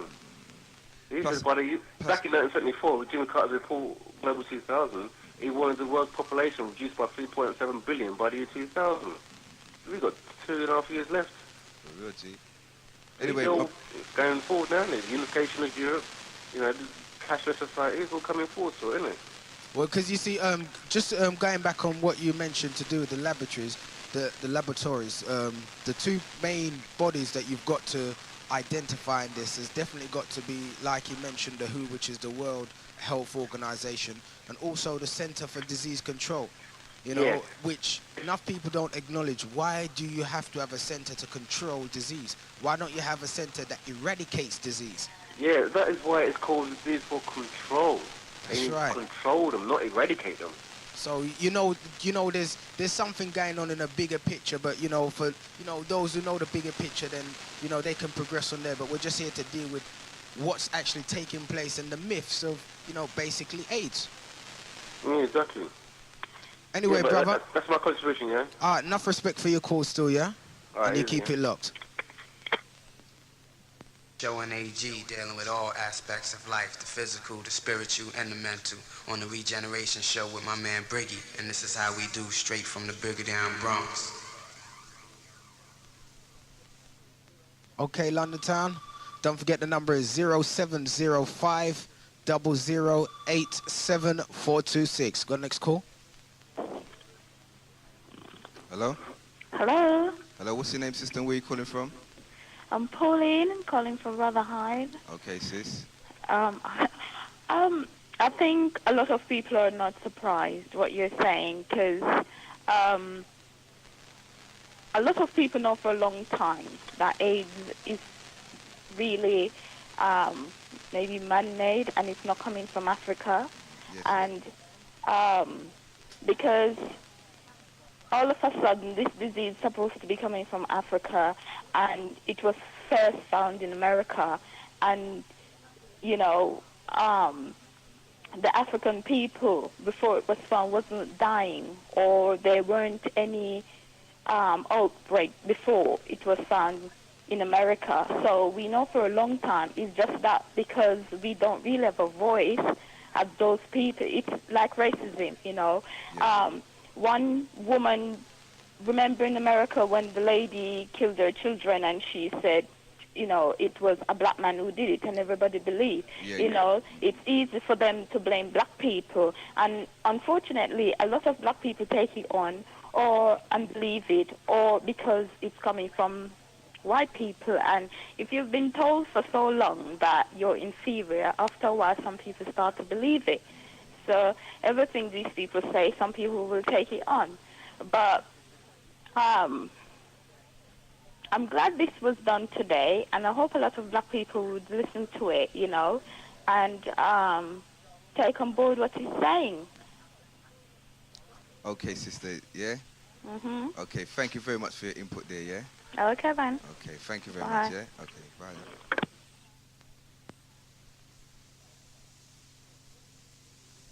Yo, OG Briggy's in the house. And guess what? Playtime is definitely over. Frankie Paul says so. You hear? Okay, London Town, the live lit number 070588 00, London Town 87426. That's 0705008742 London Town. Yeah, we just want to hear some more of your views, London Town, about this tape so far, what you've heard. Because it's really good to hear what you have to say, London Town. Okay? Anyway, if not London Town, okay, what we can do, we can continue basically playing the rest of the tape, yeah? But we just want to hear your views, so we're going to keep the live link going for the next 5 minutes to see, just to get a little bit of feedback. It's all good still, yeah? Driver? Yeah, okay. Yeah, just referring back to that last call, you remember what was stated, that it was all part of a vaccination program that took place in San Francisco. So, you know, things are stemming back from there anyway. And then the myth developed, and plus there was that the article which you was referring to, which was in the Times in this country, you know, which basically front page story, big headlines, made it through Europe. I know enough of you checking to yourself. I mean, even I'm saying to myself, you know, how did this information come about and we didn't see it? Reason being, because we're not really readers of the Times. But yet the information's there, so we can, you know, go and look it up and find out what was really said. So London Town, we just want a few more calls, a little feedback, 0705008742. Remember, this program is done for your benefit, because, you know, enough of us know what's going on already. We've heard the tape and we know what's flexing, so we want your feedback. Okay, we're going to take this call. Good evening, caller. What's your name? Where are you calling from? Good evening. It's Dawn from Hackney. Just to say that I've listened to the tape. It was really good. But I've also heard some other stuff around this area. And also, just to tell some of your callers that if they haven't read some books by Curtis Cost, maybe they should. One being Vaccines Are Dangerous, and also some, I think it's called What They Aren't Telling You About the AIDS Virus. Now, in the Vaccines Are Dangerous, he not only talks about AIDS, but he also talks about the various vaccinations that we take, for instance, the typhoid, the measles, the things that they give to the children, and also the ones that they give us when we go on holiday. And, for example, last year when I was going on holiday, I was told that to go to the West Indies, I needed a hepatitis B vaccine. Whilst the nurse was getting it prepared, I decided to read the box to see what was in this stuff. And it actually said that it was grown in monkeys' culture. Seen. It was actually grown in some monkeys' culture. And I thought, because I just read the book, and he says, you know, when you go and they're giving you vaccinations, see if you can get the box. Now, usually they throw the box straight in the bin, don't they? Yeah. But for some reason, the nurse left it on the desk, and I decided to take it up and read and see what was actually being put into my body. And it was actually grown in monkeys' culture. So it's quite easily done. And, you know, we must stop trusting doctors. They are not gods. They have been proved time and time again to fool us, to infect us. When you go into your doctor, ask questions. For real, sis. And, you know, also, you know, in the situation that you just pointed out, you know, if you go and the nurse is going to give you an injection, have a look at the box, see what she's putting into your body. Because, I mean, when I went out there, I didn't take no form of injections whatsoever. And, you know, as far as I'm concerned, I came back healthy and I ain't had no side effects since. Yeah, well, you know, people were scaring me. Oh, you've got to get a hepatitis B. Yeah, that's right. Now, this was the first I've ever known that to go to the Caribbean, you had to have this type of vaccination. But what I'm saying to London Town is, if they're saying you need these things, rather than do that, build up your immune system. And if you want to know what builds up your immune system, just go to a health shop and ask. That's right. We've got to start eating the right foods as well, you know. That's right. Because we're lacking some of, you know, enough of the things which we should have as our daily intake in, like, the vegetables and the stuff like that we should eat. You know, we're going to, you know, find, like, tablets and, you know, medicines and stuff like that which have been made up when we can find these things naturally in the products that we buy on a daily basis. That's right. I mean, we've got so far away from what our natural diet was. That's and right. We're eating a lot of junk, things that aren't good for us. So that, I mean, people don't know that sugar and salt, they all break down your immune system. For real. And so, that, of course, when you go to West Indies after this diet of thing, you're liable to catch anything. But I've just called in to say, good tape, and to tell people, look out for what's being put into your body. If the doctor says you need to take this, you ask him, A, is it addictive? What does it contain? You know, just don't take it blindly. That's right, for real, sis. Okay. Enough respect for that call, yes, sis? Okay. All right, Bye-bye. peace. I'm Frankie Dancehall Paul. Whenever I'm in London City, I listen to OG Briggy with Conscious Vibes for the youths of today's.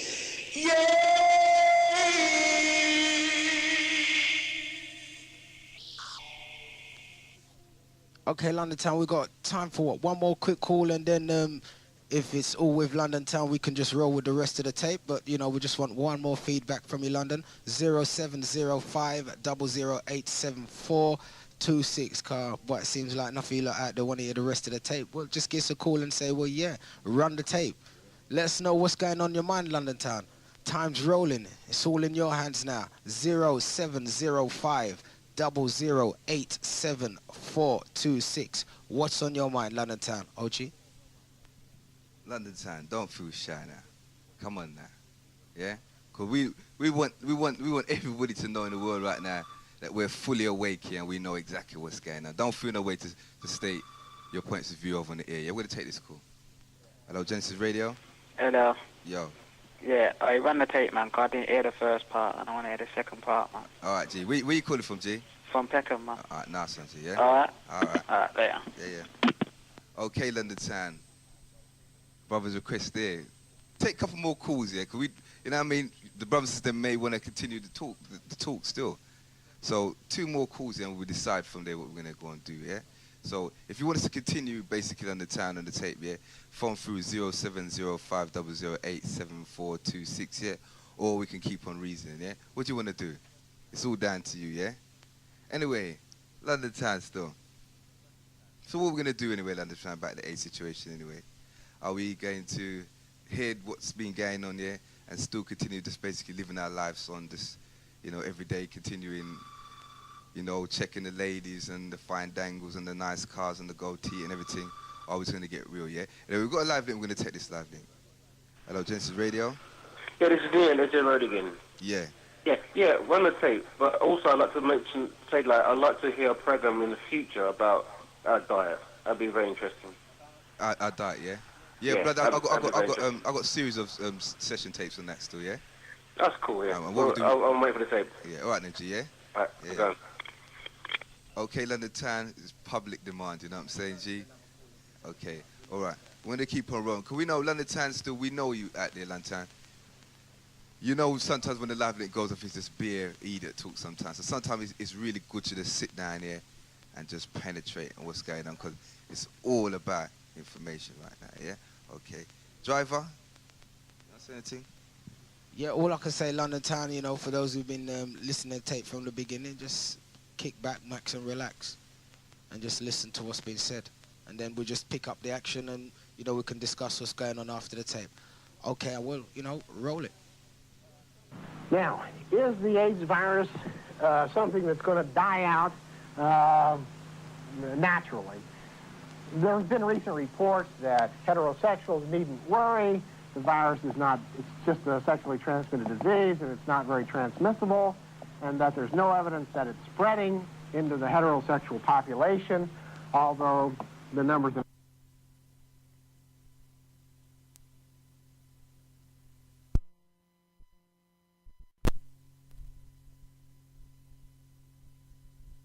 eradicability of a virus. In other words, what makes a virus eradicable? Is it possible to get this virus out of humans once it's running there? In 1977, Frank Fenner wrote an article about the eradication of smallpox. It was published in the Progress of Medical Virology. Frank Fenner's who was at the time at the Center for Resource Environmental Studies, the Australian National University in Canberra. He's a world-renowned virologist, and he wrote the following. He said, under prerequisites for eradicability, in other words, what is required to get the disease out of humans? Quote, one can virtually rule out the possibility of worldwide eradication of an infectious disease if any of the following criteria are obtained. One, the agent grows in wild animals or birds. So it has an animal reservoir. Now, if you believe that AIDS came from monkeys, which I don't, or if you believe it came from sheep or cattle, which I do, either one, there's an obvious animal reservoir. So that would preclude eradicability. 2, the agent persists in the affected human being for years in their recrudescences. So the AIDS virus existing over 14 years or longer and having a slow viral progression obviously makes number 2 a second factor for non-eradicability. 3, the disease has multiple serological types. In other words, there are many variants to the AIDS virus. We've already discussed that and shown there are approximately 9,000 of the 4th different AIDS virus possible, which makes third criteria for eradicability voided. And 4, the necessary degree of social cooperation cannot be obtained, quote, as with the human venereal diseases. In other words, if the disease is a sexually transmissible disease or venereal disease, then you cannot eradicate it from humans once it's running because you cannot obtain the degree of social cooperation necessary for eradication. So, not only does AIDS violate one of these 4 criteria, it violates all 4. So once we have AIDS running in humans, it appears to be that it's going to be here for a very long period of time, along with all of its relatives, HTLV 1, 2, 4, 5, and 1 lookalikes. So we have a tremendous problem facing us, not just a problem of the AIDS virus alone. Now, what kinds of treatment? Is there any hope at all? This paints a pretty grim picture, but it's my personal feeling that there is some hope presently, but there is actually maybe a cure for these diseases, and I'll explain that in a minute. But what's available at the present time? At the present time, there's a drug known as azithromycin, which is actually like junk food for viruses. What it does is that the virus preferentially uses this for making itself, leads to a defect in virus production. Azithromycin is like junk food for viruses, and the virus dies out in the body. But the problem is that this drug also makes the body die out, so it's like junk food for humans in a sense. That is not very satisfactory. There are many other products that are being worked on. Some people think that there will be a vaccine development, and of course we all hope that's true, but as explained previously, I think that's impossible for 2 reasons. There are alternative doctors who believe that such things as high-dose vitamin C, zinc, selenium, and other chemicals besides or in addition to AZT are useful in prolonging life. But the bottom line of that is my own personal experience has been I have yet to see a single person who was documented with AIDS, the disease, who has been cured, convincingly cured. I don't believe that I have seen a single person yet who actually meets those criteria, although we hear a lot about it. But there is, I think, a technique that may exist and has been broached by Baylor recently, which holds the cure for not only this disease, but perhaps many other virus diseases. The principle of this cure is very simple. The principle is just like if you have a crystal glass and you irradiate it with a proper audio tone, if you're holding that glass and you sing the proper note, the glass shatters, but your hand doesn't fall apart. This demonstration shows how high-frequency radio waves can shatter crystal, and viruses are crystalline structures. Now, in 1925 to 1945 or so, what I feel was perhaps the greatest inventor of all times, Raymond Roy Rife, or Royal Rife, said that he could take viruses, which are little crystals, irradiate them with the proper radio waves, and cause their disruption without disrupting human tissue. Most doctors say, well, that's of course nonsense. And you say, well, doctor, you don't think that we can destroy viruses with light or shake them to death? And they say no. And then you say, well, doctor, what kind of techniques do you use in your laboratory to kill viruses when they're blown out your hoods where you're experimenting? And what they use is ultraviolet light. And what's UV light? That is nothing more than electromagnetic radiation of the proper wavelength. So it's a proven fact, beyond anybody's misrepresentation, that electromagnetic radiation of the proper form can kill viruses. Now, recently published in some medical journals and published in several newspapers was a report out of Baylor University, which had done the following. They had taken blood, which was contaminated with herpes virus, with cytomegalovirus and with AIDS virus, and they had irradiated the blood with laser light and shown that they could kill the virus without killing the cells. So the cells were still viable, but the viruses had been destroyed. And of course that broaches the very topic of electromagnetic cure of viral diseases. And it's my feeling that this is where the actual cure for the AIDS virus will come. It's theoretically possible that someday we may actually have a machine which could identify, based upon the readings determined, what kind of virus you were infected with, and then treat the human being with a radio wave, which would destroy the virus contained not only in his blood, but in his entire body. If that, in fact, proves to be the case, I think that is the way that AIDS and other so-called human retroviruses, which in my opinion are nothing more than animal retroviruses now running in humans, can be not only cured, but eradicated from the world throughout. Now, why was Rife able to do these sort of magical things that he says that he could do? He may have been able to actually see the viruses. Rife was a master machinist, and he says that he invented a microscope with which he could actually view viruses in the living state.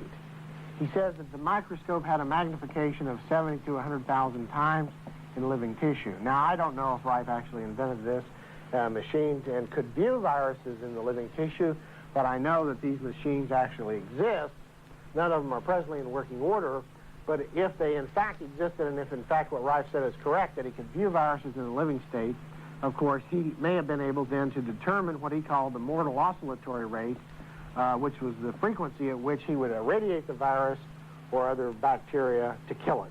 He called it the MOR, mortal oscillatory rate. And he says that in viewing them, he would irradiate these viruses with basically monochromatic light, which we today would think of as laser light. The virus would light up in a sense. It would absorb energy and emit energy. He could see them. And then by increasing the amplitude of the energy into the virus, that he could cause the virus to disrupt. In a sense, you can think about it just like the example given before of the crystal destroyed by the audio tone, or you can think of it like your house being shaken down during an earthquake. Now, in summary, then, what have we got here? I've given you today the fact that the virus, I think, the AIDS virus pandemic, was not only present today, but predicted as far back as 1966 by McFarland Burnett and by Clemenson, who said, you better get ready for walking down the street and getting hit with a virus that causes leukemia or something else, just as we have. The fact that the virus may have been produced by crossing bovine leukemia virus and Visna virus to produce bovine Visna virus and adapted to grow in humans by growth in human tissue. The fact that the WHO in 1972 wrote an article that said, let's make a T-cell destroying virus. So they crossed the T-trophic virus with the great destroyer of Visna to make a T-cell destroyer. And then is it just coincidence that the AIDS pandemic in Africa occurs at the same vaccination centers where the smallpox was conducting, where the WHO was conducting its smallpox eradication programs?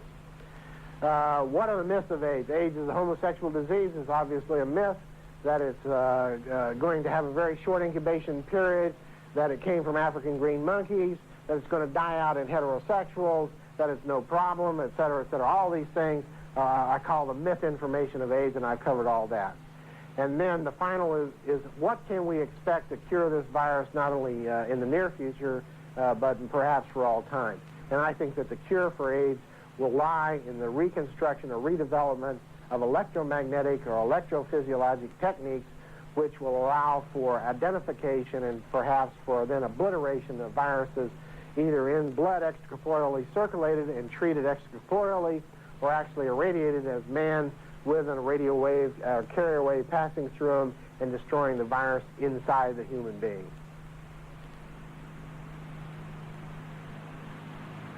Dr. Strecker, I have watched and listened to your presentation, frankly, in awe.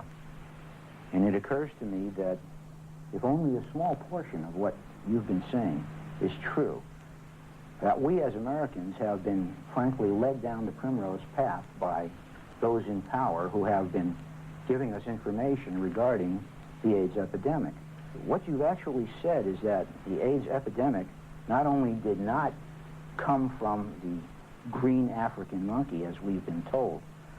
But in fact was the epidemic itself was started in the 70s in Africa and coincided almost directly with a smallpox vaccination program that's sponsored by the World Health Organization. And if that's true, the implications of that, of course, are astounding. You're also asserting that this disease is not a venereal disease, may or may not be transmitted sexually, possibly can be transmitted outside the body by carriers such as mosquitoes. The virus itself doesn't correspond to anything we know about venereal diseases. The French have isolated this virus, and it can live outside the body, another thing we're told couldn't be possible. We're hearing so much about condoms today as being a good preventative of this disease, and you've literally shot holes in that theory. All these things are astounding. Why in the world would our government, the World Health Organization, the National Institute of Health, lead us down this garden path? What's behind all of this? Well, I think the simple answer to that is, of course, first off, if you knew that you'd constructed the virus or had somehow been responsible for its construction or spread, would you tell anybody? I think it's clear that no, you wouldn't want anybody to know that you had anything to do with it. And of course, then the people who are responsible are not going to want anybody to know that they were responsible. So it's, I think it would be naive to suspect that someone would come out and say, hey, I made AIDS and spread it. I mean, that's Yet you read us documents where it was the disease was predicted that we're sooner or later going to run into an epidemic like this, and then you read a document where it was proposed, why don't we try and do something like this? And then we have the smallpox inoculation program, and correspondingly in those very same 5 areas, the smallpox, the AIDS epidemic breaks out. That's correct. And then in America, where everybody is lambasting homosexuals as this being a homosexual disease, you've told us that there was a hepatitis B vaccine program. Again, the epidemiology of the AIDS outbreak in the United States, in my opinion, exactly corresponds to the hepatitis B vaccine program. It corresponds not only in the exact age group, the homosexuals, the same cities, in the same time frame. 1978 in New York, and in 1980 basically in Los Angeles and San Francisco. So how can our government be telling us that this is a homosexual disease when the disease apparently broke out as a result of this inoculation hepatitis B program? Because in fact that's what it looked like from the beginning. So, I mean, that is the easy assumption, that it is a homosexual disease because it's growing and running and spreading in homosexuals. But that has absolutely no logical validity in concluding that the homosexuals were responsible for the disease. Okay, I have about 20 more questions, but there are other people here. Go ahead. Well, after watching your presentation, is there any hope for us? Well, You're yes, talking about how it's doubling and doubling. Actually, right. We're talking about how the virus spreads, what the projections are. If Frank Fenner was correct in the article that he said what makes a virus eradicable, the AIDS and other human retroviruses probably violate most, if not all, of the criteria that makes these diseases eradicable.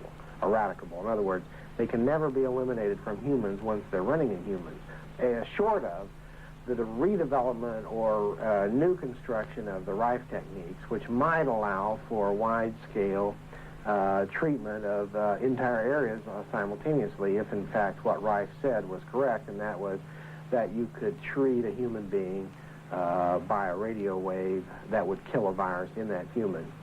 If it requires personal dialysis-like equipment, which would be to hook the human up, take the blood out, radiate it in extracorporeally like they dialyze blood that should cure kidney failure, then that is going to be a very costly, slow process. It could be effective, but it's not the way that we're going to save Africa. If that is, in fact, the way that AIDS or those other viral diseases prove to be cured, then I think that there's no doubt that Africa is extinct as a continent, and perhaps Asia is well down the same road, since they have large portions of their population already infected with HTLV1, human T-cell leukemia virus. On a practical matter, if I have a child who's in elementary school and in that school there's another child infected with AIDS, according to the information you've presented, it would behoove me to make sure my child has no contact with the sick child. Would you agree? That's a very difficult question to answer. I think that if you say that casual contact merely means simply greeting someone or very superficial contact with a person, then the risk of contracting AIDS from that kind of contact are very low. But if casual contact means where a person might be bitten by an AIDS-infected person and breach of skin and perhaps a contact of blood with saliva that could be infectious, then that might be a problem. If we talk about a person's ability to contract the disease, we're talking again about this dose dependency factor. Could you explain that a little bit?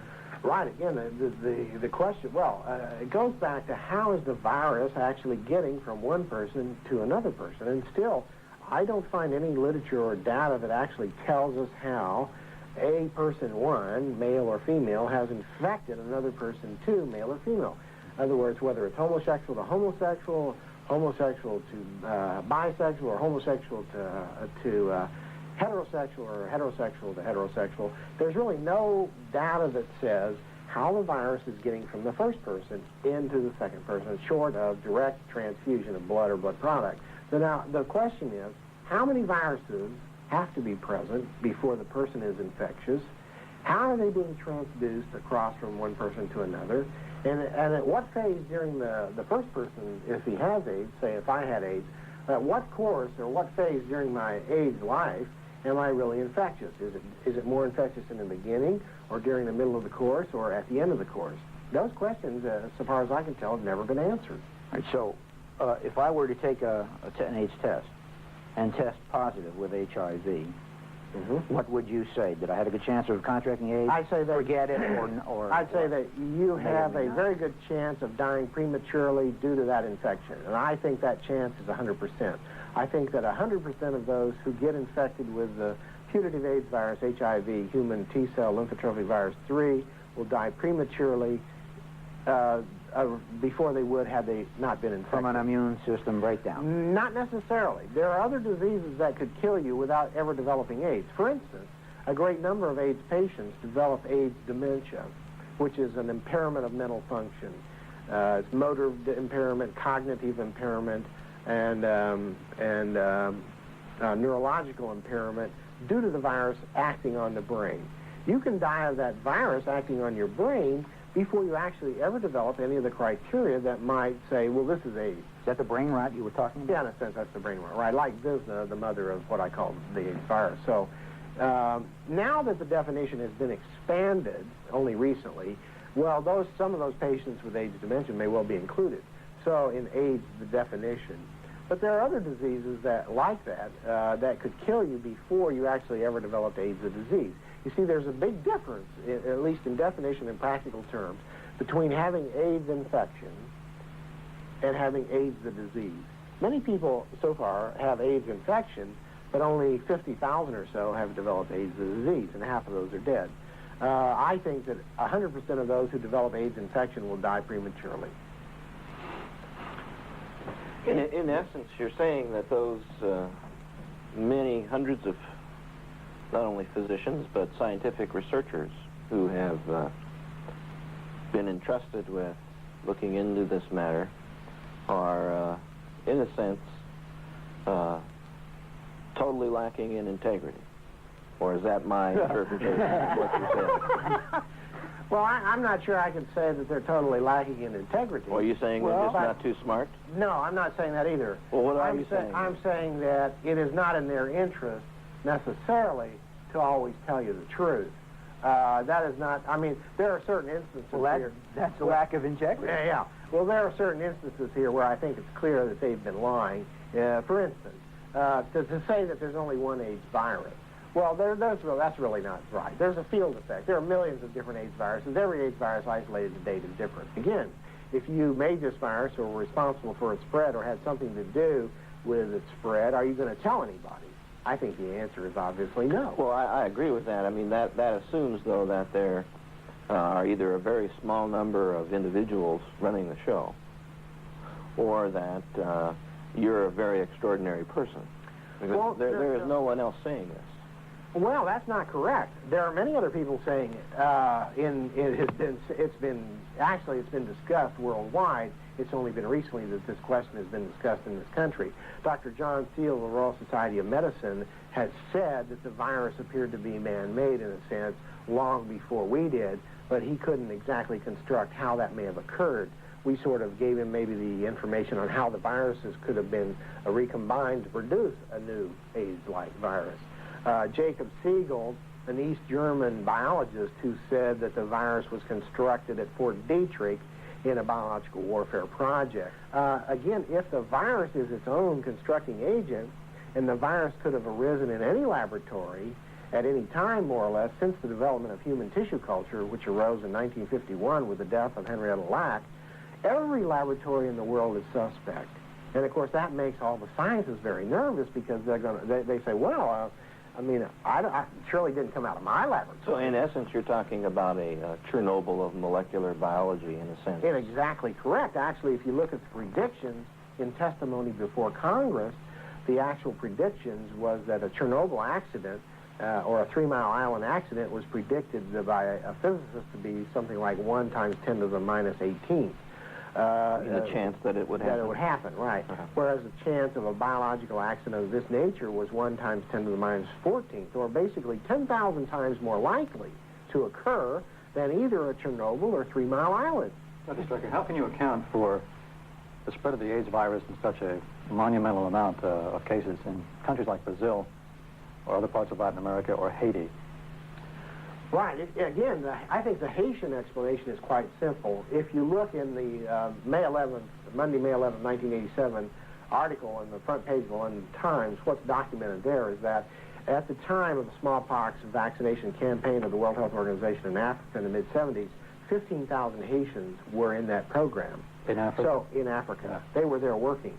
So it's easy to see how Haitians may have been contaminated and then moved back to Haiti. That could explain the outbreak of AIDS in Haiti. Did they participate in the smallpox? Yes, 15,000. They did? Yes, they did. 15,000 Haitians were in the smallpox campaign. Well, this is incredible.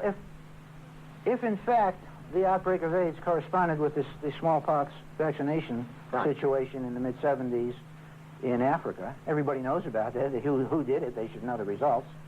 If in fact the Haitians were part of that and then went back to Haiti and of course, did what come naturally, and then, Haitians seem to get it.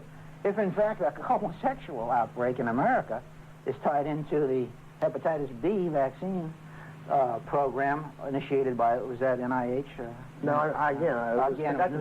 Somebody. New York City Blood Bank was Don't these same things occur to the people who did it? I mean, why are you the only one that's making note of it? It's so obvious. I'm not the only one. If it looks like a rose and smells like a rose, it's actually pretty much a rose. Right. I mean, they've worked to correct situations based on flimsier evidence than this. So even if they didn't do it intentionally, I think the fact that they're avoiding dealing with this incredible coincidence is tantamount to, criminal act also. Wouldn't you say? I mean... Well, again, I'm not the only one who has maintained that the virus may have come out of a laboratory. But you're the only one sitting here today. I mean, it doesn't make any sense. Why are you the only one... Well, who else is broadcasting this? Certainly not the government. It should be obvious to them what's obvious to us sitting here. But again, if in fact you see that the people... let's look at the WHO, the World Health Organization. If in fact the smallpox campaign in Africa was responsible for the outbreak of AIDS, that's the last thing they're ever going to admit to. So why would you expect them to come forward? Because the world's going to die. I mean, everybody's going to die. That's why. I mean, they're humans too. How are they going to protect themselves? They can't. I mean, according to your time schedule, in 20 years, everybody in America, or less 6 years, everyone in America is infected. Within 14 to 20 years, we're all dead. That's the end of everything. Right. Well, that should get people upset. It should. You're getting me upset right now. I mean, I mean, what you're saying is so incredible. And we're sitting here very casually and cavalierly discussing it. But you're talking about the end of the world here. And the people who can... I'm not the only one talking about the end of the world. Dr. Hazeltine from Harvard has said before Congress that the AIDS virus alone, not taking into account HTLV 1, 2, 3, 4, and 5, one lookalike, he said the AIDS virus by itself is species threatening. In other words, it has the ability to exterminate mankind. That's in the congressional record. Obviously, we're on some kind of a countdown here. Somebody doesn't face up to it, or they don't develop a vaccine or some kind of help forward. Would Right. you say? I mean, I have always maintained impossible that there should be a multi-pronged approach, a crash Apollo type approach, which would include not only traditional therapies like development of AZT and other drugs, but development of alternative therapies, in a sense, alternatives like laser therapies, the Rife techniques, and anything else that appears practical, because as far as I can see, mankind is headed for extinction unless this virus is controlled. In Latin America and Asia, the disease seems to be spreading. Yeah, Latin America, particularly Brazil, the story goes that in Brazil, Brazil bought a lot of the blood that it was transfusing in the 70s from Africa. Oh, and so God, that would explain how Brazil might have incurred a tremendous AIDS problem. The other problem is, of course, that there were IARC or WHO vaccine programs conducted in Brazil. You know, I'd like to get back to this question of culpability here. You said, you didn't suggest, you said that it was it the Navy that paraded a steamship up and down the... No, it was the department. It was, well, I don't know if it was it was a Navy vessel, but it was the Navy vessel that conducted... Actually sprayed... Serratia marcescens bacteria into San Francisco. Not telling San Franciscans or anybody else. Yeah. Infected everybody, and they got, according to you, 5,000 units? That wasn't according to me. That was according to the researcher who conducted the study. Right. The researcher who conducted the study reported that is written in Paxman and Harris, A Higher Form of Killing, which is a review of biological warfare in this country. The researcher that conducted the study concluded that an average San Francisco resident inhaled 5,000 Serratia marcescens bacteria during that project, which demonstrated that San Francisco was subject to a biological warfare attack. All right. Well, anybody else got something to say? I was going to say, is this an experiment that's gone out of hand? Sure, and now they don't know what except to do? that, in a sense, we are the experiment. The whole world has become the experiment. And every person on this planet is now the experiment. Well, I think rather than going back and trying to file criminal charges or anything like that, shouldn't we just leave that and just go on and try to... Well, sure, there are lots of people who say, well, it's not important where the virus came from, you know. Let's just fix it. Fix the fault, not the blame. The story of the African, you know, who woke up one night with a lion in his bedroom. He chased it out. He didn't look for the open window where the lion came in. He crawled back in bed, went to sleep, and a tiger came in and ate him. So, you know, I don't believe that you can say that it's not important where these things came from. It's extremely important. Okay, during the Middle Ages, bubonic plague destroyed 2/3 of Europe, or whatever the percentage is, but a large percentage. I believe it was 2/3 or 3/4. Now, physicians, or so-called physicians, such as they were at that time, refused to treat patients. If the AIDS epidemic increases a la the proportions we've been discussing here today, where do you see the moral position of a physician who refuses to treat an AIDS patient? Although a lot of them are refusing right now. Right. I mean, how do you, would you want to comment on that? Or? Yeah, first off, it's my own... do you treat AIDS patients? I do. I have 30 to 60 AIDS patients, and you have 30 to 60 AIDS patients? Yeah, and we treat them, and we, I think we do very well in treating them, and I give them all kinds of options in addition to AZT. I don't exclude necessary alternative therapies or anything that might help them. I advise that they use, and that includes AZT. But what each person will decide for himself is a difficult question, and each person has his own values and makes his own decisions. Dr. Strecker, this is apparently the last question we'll be able to ask because of time considerations, and I would like to propose this or suggest this to you and see what you have to say. There are a lot of people going to be watching this tape, hopefully, if it's a successful videotape. People who are neither homosexuals, neither from Africa, neither drug users or anything else, whose only exposure to information about AIDS comes from the media or from the government or so-called experts. And they really haven't been too concerned about this. But after watching this tape, they might very well become, very concerned about this. And you have people that are trying to live normal lives. They are raising children. And a child, after all, in my opinion, is actually, among other things, a sign of faith that two people bestow upon humanity. They say, I'm bringing forth this child in the hopes and expectations that that child will live as good or as decent a life or better than they have had. With the prospect of what you're saying coming true in any part, what would you say to that person or those people or that couple watching this program? I would think that they have to continue on in their living as if what we predict, in a sense, is not necessarily the final outcome. That isn't to say that it can't happen, but what I mean to say is that we have to work to make it not happen. Each person has to become involved individually. This virus threatens the existence of everyone on this planet. You have to become involved and determine for yourself whether or not what we're telling you is true or false. It doesn't take a rocket physicist to look out there and say, hey, there's a whole bunch of new diseases which all of a sudden seem to have popped up. And so people have to become involved and find out exactly what's going on. They should not just accept everything they're being told by the so-called AIDS expert in the government as absolute fact. You have to decide for yourself whether what we've told you is true or false, and then become involved with your neighbors, your friends, your representatives, your senators, and your president. And if you do that, then hopefully we'll get to a solution. I think there is a solution. I've already illustrated what I think the solution to this problem is. But I think that this country, the whole world, has to address it in a crash program of many-pronged approach. As time passes, you will see more and more of Dr. Strecker's warnings and predictions come true. Unfortunately, at this time, there is no happy ending to this story. Assuming the government does not interfere with Dr. Strecker's work, there may be, just maybe, some hope for us. Dr. Strecker and others that share his concerns has information on the black spiritual and mental and physical regeneration show.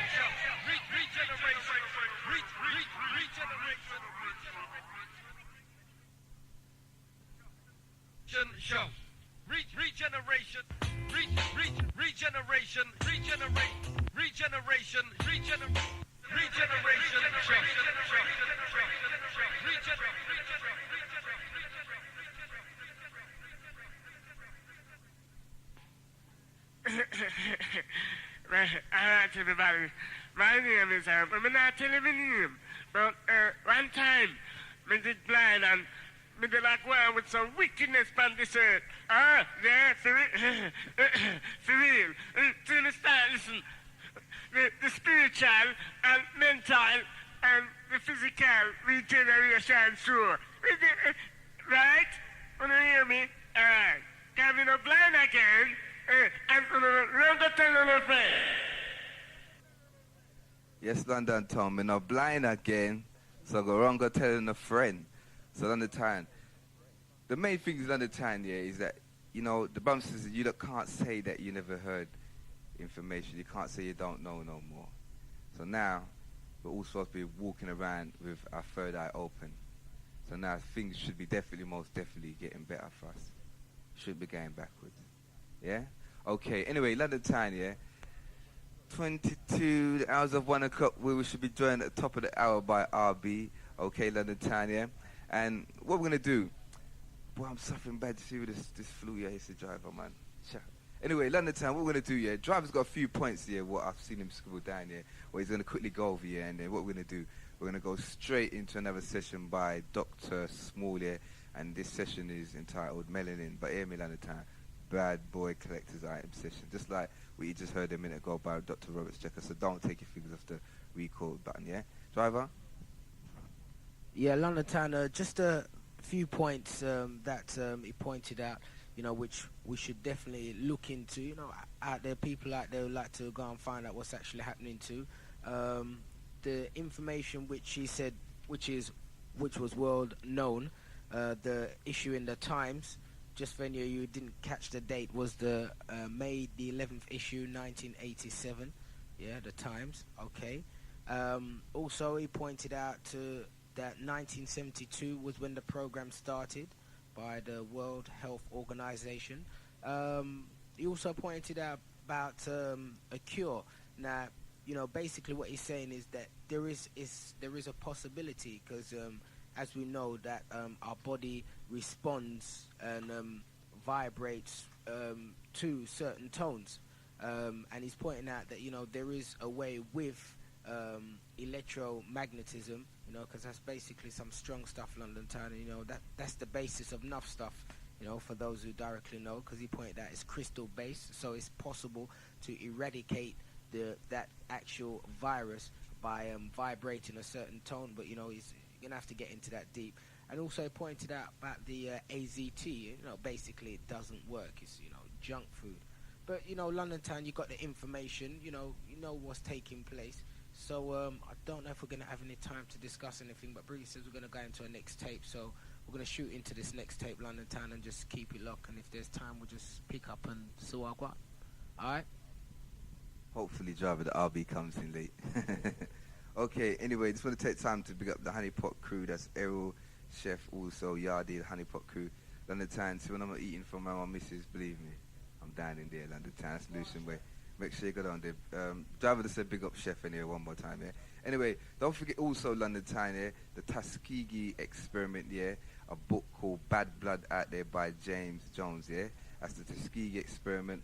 The book's called Bad Blood, yeah, and that's by James Jones, okay. Anyway, London Town, what we're gonna do, yeah, we're gonna run straight into Dr. Small, yeah, melanin session, yeah, okay. All it down with the melanin man with 1,000 pigmentation of pure blackness. Uncle Dennis, easy that far. It wouldn't do what it was designed to do. It would be deformed or cancerous or something else, defamating to it. But if those little cells got confused on their signal and decide to separate a milliliter, do you know what will happen to that hand? It will become invisible because you cannot see cells with the bare eyes. If they're individuals, you only see them because they are a collective body. Okay, London Town, sorry about that, yeah. Any more information on the tape that you've just heard there or you want to discuss with us in the studio, yeah? 0705008742 yeah? That gets you straight through to us, yeah? Okay.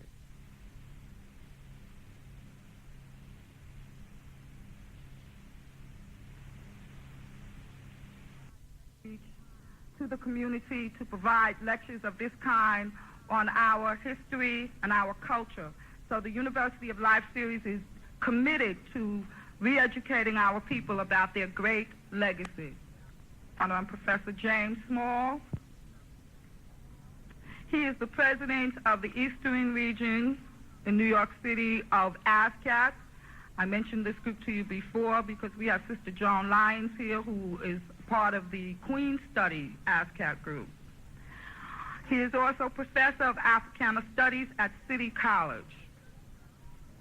He is a former minister of a Muslim mosque which was founded by Malcolm X. And he was one of the first student leaders to initiate a Black Studies department, or I should say Black Studies departments in City University. And as a result of this, this movement grew out into other places throughout the United States. So we are very fortunate to have Professor James Small from City College. Are you ready, Professor Small? Okay. We'll put our hands together for Professor Small, please.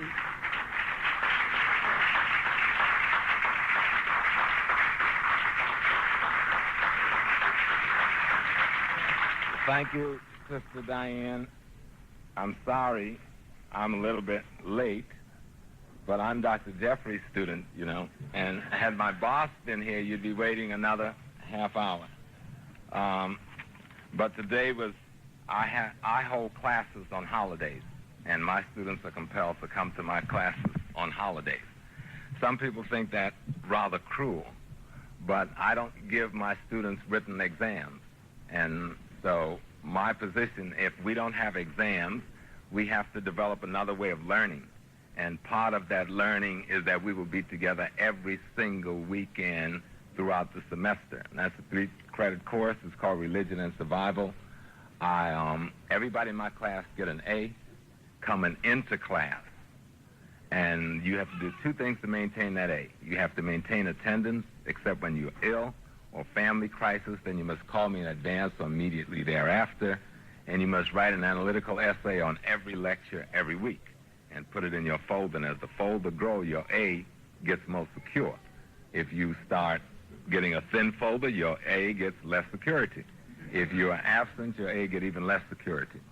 And today we were discussing secret societies and Freemasonry and other like institutions and their role in the black community. So it got a little warm because I had some invited guests from the Israelite community, from the Masonic Lodge, and from the mosque. But it was very interesting. So the class ran from 9 until 1. Usually it's supposed to end at 11:40, but the students don't leave my class. And so they stay on their own. I don't force them to stay either. And so we really got seriously into that, and then I didn't know my way out here, but Sister Caroline helped me very much. We took the train. I'm going to try to do justice to this topic, to deal with two things today, a lot, I suppose, on melanin.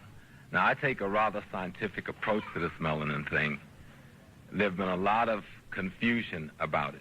There's a lot of fear about it. Black people have a lot of fear about it. Sister Adelaide Sanford, I see sitting here, the world was jumping all over the sister because she told a fundamental truth.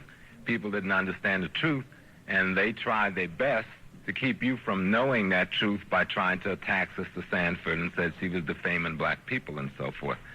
Because her statement was that our people are most susceptible to becoming addicted to certain narcotics like heroin and like cocaine, because the molecular structure of aspects of those narcotics is the same or similar to the molecular structure of melanin. So it's like when we see those molecules walking into our system, they look like a friend, they look like a brother, they look like a sister, so we bond with it, we get close to it quickly, because they look like something and they feel like something that is close to us. And what most people don't know, then, most of the substance that we get artificially to intoxicate us is also manufactured in the human body in smaller quantities over longer periods of time. So it recognizes those things as being normal parts of itself. The problem is we take them in doses that is abnormal, and it causes us harm. And so because these people have concocted something called crack and now something called ice, and make no bones about it, the government of the United States created crack, not the Medellin cartel. All the Medellin cartel do is provide some of the base cocaine for it, what little cocaine there is in it. This government provides the chemical to process that cocaine, and this government came up with a formula to create something that has a peculiar relationship to us, to create a drug that our system will have friendly relationships with. And so we get attached to this thing very quickly and don't understand why.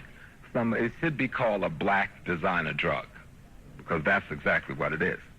And if you really, as I look around the center and see all this blackness, if this is real, and as I see the way you dress, and the fact that you are here on this day waiting, this is a Saturday afternoon, it means that you have a certain amount of very deep commitment already to this question of our Africanness. So you know that we don't have any friends in the government of the United States except a few people of our own race, very few of them, because so many of them are uneducated, and maybe a few whites who, for whatever reason, can exercise some humanity beyond what they were socialized into. But generally speaking, this has not been a friendly state to African people. The governments of the United States have not been friendly governments to African people, and the exercise in Teaneck last week and this weekend should tell you even today it is not a friendly government to African people. And so we have to begin to learn to accept the truth about our situation if we're going to really cause changes to come in our situation. Now, a lot of people have been trying to bring the question of melanin to you. Next week we'll have a conference out in Texas to discuss melanin. Most of us are just beginning to truly understand it. There's a lot of written material on it. There's thousands and thousands of pages written on melanin in all sorts of reports, the Barr reports, the one coming out of Sweden. Some of those things are this thick. Most of them are very scientifically done. They're written for doctors and physicians who understand that vocabulary. And the references show that they've been doing this research for almost as long as we know, when you can list something close to 2,000 references in one document. And then somebody has been doing a lot of research on something that has very little to do with them. Okay? They have no visible melanin to talk about except in their hair, and the only other melanin of any significance to them is the one in their internal system. Now, we know we are concerned with two main centers of melanin, the epidermal melanin, which is the skin, and the neuromelanin, which is your nervous system and the human brain. And then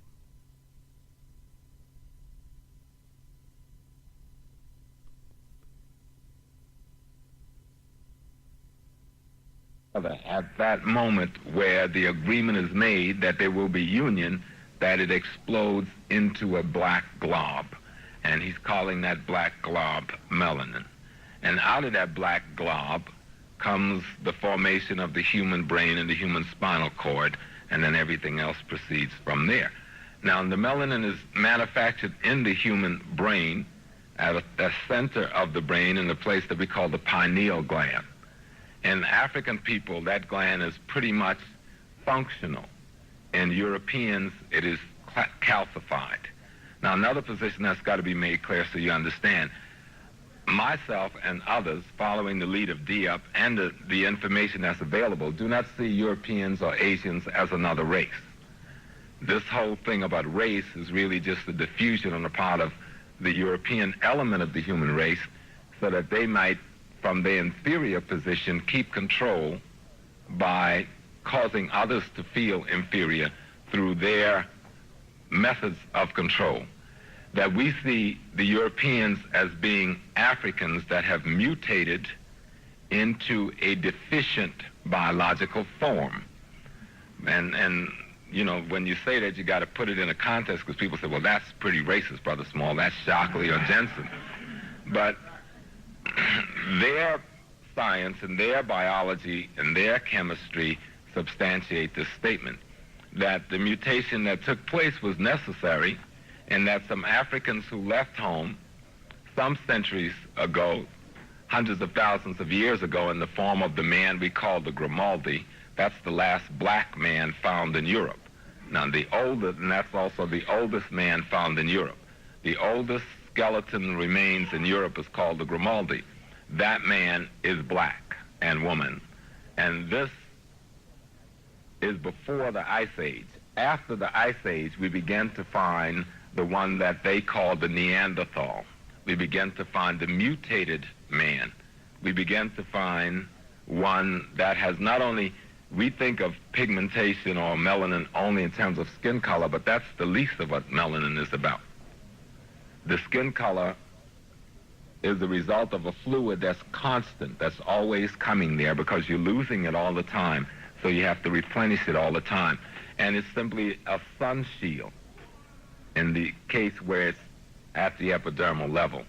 That's the one that, when you mention melanin, they say pigmentation almost automatically when you're talking to white commentators, or they say skin color almost automatically. But that's not exactly what black people are talking about with the discussion on melanin, which I'll try to get into more deeply. But this African trapped in the ice that mutates out of necessity, because one of the features of an ice age is a constant cloud cover, where the cloud becomes frozen, where you have a cloud cover not for a day, not for a week, not for a year, but try having almost a perpetual cloud cover for 90,000 years, where the cloud itself is ice. And then you'd have some idea of what's happening in the ice age in terms of the blocking of the rays of the sun. Try having a sheet of ice covering the earth for 90,000 years, where little or no vegetation is getting through for you to get the vitamins necessary to sustain yourself. Try and be caught in a climate not like the Eskimos, where you did have major oceans where you can extract fish and get the vitamin D necessary to keep your skeletal structure strong to hold up your muscular system. And be caught in Central Europe, where there is no river, where you can't get to any fish, where you can't get the fish oil to give you the vitamin D, and the only way to make vitamin D is to convert sunlight into vitamin D. What happens at that point, if you have this cloud cover, and if you don't have other vegetation and very little access to other types of meat occurring in your ecology, you would have to do what the Africans they did. They mutated. And they grew a bony substance, which we are calling calcium, over the pineal gland, reducing its ability to create epidermal pigment, and in turn reducing its ability to do a number of other functions that is necessary, which I'll mention. And in doing so, the purpose is, we block out a lot of rays that are negative or damaging to us because of the shield. While we absorb what we need, there's certain rays that are very harmful that we block out. Europeans can't block these rays out, so they're more susceptible to skin cancer than we are. And so what happened when they needed to absorb more of this ray, they had to get rid of this that was blocking out the little bit of rays that was coming through, so that that ray can be absorbed and turned into the kind of energy necessary to produce the vitamin D necessary for them to keep a skeletal structure that could support the muscular structure that was on the human being. And in the process of this taking place, a number of other things took place. The lack of meat ought to be obvious when we think of being in an ice age. The lack of vegetables ought to be obvious. So you'll see two social phenomena as a result of this being trapped in the ice age. Now, you'll see one in almost every, is universal in European cultures, the disposing of elderly and the disregard and disrespect of women. When we look at the Greek and the Spartan culture, we'll see that women were pruned out of the society, that they kept only what they needed. Pruning means killing. That's a nice term for killing the female off while they're babies. You see that in much, much later time in the Arab culture where the baby girls were buried alive. This is pre-Islamic Arab culture. They wanted the male children to do the work. What occurred in the context of this type of behavior is a special and peculiar kind of love of men by men. It gets translated today in our society as homosexuality, but this love of men by men and things male by men began to form the basis for that culture that comes out of Europe. One of the things that the French, and this was in Omni magazine, anthropologists, archaeologists, and paleontologists doing searches around the cave, especially around that exhibit of the whites, in that whole cave exhibit they had at the Metropolitan trying to justify themselves. They found that much of the bones that was found around the dwellings had human teeth marks and gnaw marks on them. Also, most of the bones that had the human gnawing and teeth marks on them were human bones. And so the only thing that one could conclude, caught in a situation with a lack of meat, caught in a situation with a lack of vegetable, that maybe what we are seeing, this anti-woman behavior, this anti-elderly behavior, occurred when one had to take the weakest of the group, which was the woman and the elderly, and prepare them for their meals. Now, this is not being crude or rude. This is just trying to explain, because somehow we don't like to accept the truth about other people, no matter how damaging the relationship has been or is currently between us and the other people. We don't want to understand why it's damaging, and it is very damaging. And the reason I'm making clear that I consider the white man to be an African who have mutated into a very ill being is because it's the only truth that could exist. If you're a Christian, you've got to accept that as the only fundamental truth, because it said there was an Adam and Eve, one man, one woman. If you're a Muslim, it says that God created one. If you're a Jew, it says that God created one. If you're a Buddhist, all of the creation stories said there was just one human creation, and all of us are the result of that one human creation. So if we just look at it theologically, we must argue that everybody is from one race. If we look at it scientifically, it'll tell you that 6 men were peculiar to the earth. The 6 are found only in Africa. 3 is found to have left Africa, while 3 evolved and disappeared without ever leaving Africa. So that 3 that falls under what they call the Australopithecine group, those three never left Africa. The last three, Homo erectus, Homo sapien, sapien, left Africa at different times, going and populating the rest of the world, and did not leave Africa until they could be found in Africa for nearly 1 million years before they found any place else. So it says that African people are the beginning, we are the base stock out of which everything else is made. And it's also been proven in terms of the genetic research at the University of Hawaii, Berkeley, and Oxford and London, that only the black women who we call the Khoi people, who some call the Hottentot bush women and men, are the only one with the DNA, RNA, and they do not say the melanin to create everybody else. So that's not even a discussion anymore, that we are the Genesis, and that in any theological stories around Garden of Eden, that had to be Africa.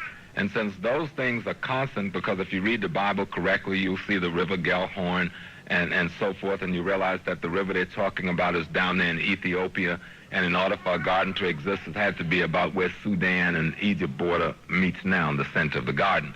So we can substantiate who we are now with minimal study. And we could substantiate that we are the first, and we could substantiate through science, paleontology, anthropology, archaeology, genealogy, that all of the early people were in Africa. And then we have to find out this other creature, the European and the Asian, or the Eurasian peoples who behave as they do, who are anti-nature in their behavior. And you won't understand really what melanin means to us unless you understand what not having it means to them. See? And these people who had to give up their melanin and who had to go to war against nature, and you've got to understand, if you understand God, if you go to war against nature and you go to war against all that is created in nature, you have gone to war against God itself. And that's what we really face with. And what happens when we try to acculturate into these people, we don't understand, but we must then accept a value system and a culture that is anti-God itself, and we begin to fight against the principles of God, calling it integration or amalgamation. But we've got to understand what it is we're integrating into, amalgamating into, and we're amalgamating into a perspective on the world that is based, or that is coming out of a deficient model of the human being. And that deficient model have defined our reality as we know it in the context of Western civilization. Its deficiency is rooted in the lack of melanin in its psyche. Now, this thing that we call melanin is a chemical, and it's produced 24 hours a day. At night, it produced something called melatonin, and then during the day, it produced something called serotonin, or vice versa. You know, most people don't realize white people do not dream in color. They can only dream in black and white, like a transparent, what do you call the thing, picture, negative. That's how they dream. We dream in color, with actual forms and shapes like human beings. Now, this information I got from Dr. King and other black psychiatrists and psychologists who do this kind of research and who work with people on this. And you can't dream in color if color isn't a part of your essence. This thing that we call melanin is the thing that fine-tunes our nervous system. It's the final tuner. There's an aspect of this chemical and the enzymes that it creates that they call a free radical. And what it does, the melanin goes around your body and tells all the other molecules what to do the way it was designed to do it. You understand? If I've got some molecules in my hand, in my fingers, they're supposed to be finger molecules. Now, you stick it on a microscope, they look just like the one from my forearm or from my back, but they're not the same. This one has specific orders to function for the purpose of the creation of my finger. This one has specific orders to function for the purpose of the creation of my shoulder. Now, unless there's something telling them what to do specifically, you will have all sorts of mutation and deformation taking place And if your nervous system is void of this melanin or deficient in it, because everybody has it, even white people have some of it, they just have a deficient, highly deficient level of it. And what you see in their community, nearly all of the neurological diseases can be traced back to them. And you can read this in the Encyclopedia Britannica. Nearly all of the blood diseases and condition that deals with a deficiency in the blood can be traced back to them. Nearly most of the viruses that we now have to reckon with, if you study anthropology and archaeology around viral and bacterial research, you will find that they do not occur in African ecologies and in most Asian ecology and even in this ecology until the European made his appearance in those ecology. Then certain viruses and certain bacteria began to occur in those ecology. A good example would be to study what happened to the Native American, and you will see that the Native American, though we see on television the Western and the cowboy killing all these Indians, that isn't what killed them. The diseases killed the Indians. If they weren't felled by such heavy numbers by smallpox, which came later, and we like to think smallpox really did it. You know what killed off the bulk of the Native Americans in Central, South America, and the Caribbean and the southern United States? The common cold virus, which was not present in this hemisphere before the European. Now, there's about 80 or more common cold viruses. There isn't one single one. That's why they can't find a cure. But it was not present here, and it acted like pneumonia on an organism that had no antibodies to fight it off. Okay? Influenza virus acted the same way. And then the other viruses. And of course they brought the syphilis and the gonorrhea and the other things that they put on the people through rape and pillage. And there's good documentation for this in their own research. You can read any good book on Columbus and when he returns back to Europe. You know, there was an early dialogue. They were trying to say that the Native American brought syphilis back to Europe, but their encyclopedia and even the New England Journal of Medicine will tell you that syphilis was quite observed and written about by European doctors long before any native people came to Europe by the hands of Columbus. But the point is that this biological deficient body brought about out of the mutation in the ice, because it had to give up this melanin, did not then have the ability to create the kind of internal strength. It could not produce the antibodies that we could do normally. It could not carry out the processes that we can carry out normally.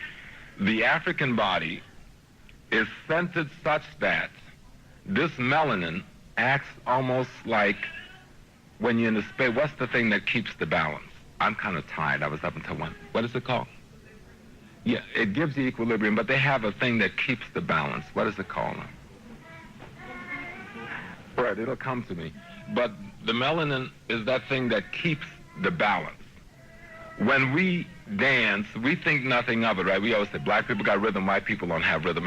Anybody ever wondered why, or what is it that you've got that they don't have, that no matter how much practice, they can't do it? And you can do it with no practice, just hearing the sound? See, because this thing called melanin, because it is one of the chemicals in the human body that tells everything else what to do, it then tunes you, because the human body... Okay, London Town, I know you're just getting into that, yeah, but we've got the arrival of the RB in the studio, yeah, and he's going to be taking up the hours now. But don't worry, next week, yeah, if we get time, yeah, I can get to fit it in and we get to listen to that all over again, yeah. Very, very interesting tape there, yeah. Anyway, London Town, yeah, still, any information on anything you've heard today, yeah, I'm going to be in the studio for another 5 minutes, yeah. 0705 008 7426, yeah. Phone will get through, yeah. Anyway, from me, good night, yeah, and I'll see the bonus system up next week, yeah. Drive, you want to say something quickly? In our earlier sciences, that this thing... Okay, London Town, just got to say, you know, I'm out of here. I'm out of here, London Town. Don't forget, you can catch me between the hours of 11 and 1 this coming Tuesday. And, you know, we'll just throw down a few sessions, but you know it got already, London Town. Once again, got to say many thanks to those who locked in and participated, and keep it locked to the big one. Once again, Drive, yeah, thanks very much for coming in and keeping me company, yeah. Enough respect to the maximum, yeah. And it's good when the Genesis man them come in upon each other show sometime and show some moral support. Okay, anyway, RB, you know, say London, you're safe with the RB, yeah? All right, peace, we're all tight, yeah. We are the people station. We are the people station. We are the people station. We are Genesis FM. Genesis FM, London. Accept your own and be yourself. Thank you for listening. Assalamu alaikum. We are Genesis FM, London. Black power station, educate the nation. Love that. We are Genesis FM, London. Hi, this is Horace Brown. Educate yourself. Hi, this is Horace Brown, and I'm listening to Genesis, and you should too, because you can educate yourself and your youth. We are Genesis FM, London. Genesis, London's only #1 station. Genesis FM. Stay tuned to Genesis Radio, and you'll know how to live as one. This is Lucianus. Genesis FM, London. Yeah, I'm just phoning up to ask, what does Genesis really stand for? Unity in the community. Lennox Lewis said that. We are Genesis FM. London's only #1 station. Genesis the Pullman Radio. Yo, how much time we are going on so the gun for us drop out of the palm, you know? His Imperial Majesty's work, a sizzler so that when I put it down now. The people station. People station. Genesis FM. Genesis Station. Dedicated to the younger generation. Shocks on my We are the people station. Oh my goodness. What would I do without Genesis? Genesis FM. Hi, this is Sylvia Plummer, and I tune into Genesis because they reach. We are the people station. We are the people station. We are the people station. We are Genesis FM. Genesis FM, London. We are the people station. And it eludes you, it gives you an illusion, it clouds your perception of reality. And what it does is that it breaks down, it's like cutting 2 tree logs in half. It breaks it down completely where there is no connection with true reality. We're talking psychopathic tendencies. Understand? Not being able to see reality, not being able, delusional psychosis, denying every reality that exists because of this drug named cocaine. It clouds your perception of judgment. It clouds your perception of reality, your ability to cope, your ability to see your problems holistically, your ability to take your essence, your problems, and judge it and solve it through an African worldview. It strips you of the ability to be black. Let me explain what I mean by the ability to be black. Black can be defined as, when we start about the definition of black, when you say that's a black man or a black woman, the first thing you see is that the prosmatic features, the big lips, the hair, the physical appearance, the black, that's a black person. The other definition of a black person is one who takes his or her problems, his or her spirituality, and deals with it from an African view, because we are African people. So our problems and solutions must start from an African foundation. So when you have been stripped of the ability to cope with your life through an African worldview, through an African ancestral heritage, you have been denied that. And this is what cocaine does. It clouds your ability to connect with your spirituality, with your ancestors, with yourself. Marijuana, herbs, weed, well, you can just think for yourself. What can I say? I was called herbs for one reason. I'm part and victim of the same drug that I'm about to describe. Herbs its original name is Bahang. It was used in the first initiation of meditation in India. It belongs in India. It was used in the first initiation of meditation, because remember, it was the African people that first colonized India. and it was the first that was whom the Greek philosopher, is it Herodotus, first had any knowledge of Ethiopian people was through the Indian people. Now, herbs was used in the first initiation of meditation in India. It was not taken in as a smoke, but rather infused, and the smell from that allowed you to get a nasty high. So when you get this nasty high, that the mentor will train you so that you can direct these nasty highs into higher levels of consciousness. So after years, not just months, after years of initiation of being taught how to rechannel nasty highs into higher levels of consciousness, you no needed the herbs for it no more. Because you've been trained, it came naturally, then there was no need for the herbs. So, the reason why a lot of people of us smoke herbs and take it spiritually is that, yes, it has got a spiritual way about it, because it allows you to get super highs. So therefore, you see that because you have melanin, it captures these super highs, and depending on your mindset, it will reflect what you see, and that will be your reality. And that is what the marijuana does. But it also destroys your brain cells. It destroys your ability to cope. It destroys your ability to become holistic in the way that you represent yourself. All this constant polluting yourself with, constantly just drugging yourself is not good for your brain cells. Fortunately, the brain has thousands of cells, thousands, billions, trillions of cells, so it makes no loss. But as time goes on, as you take all these chemicals in, it will affect you. If not in a dramatic way, it will affect you in some way. Yeah, I know what you're saying, because one thing I notice about people a lot of people take drugs because, like they say, they want to get out of their face or out of their head.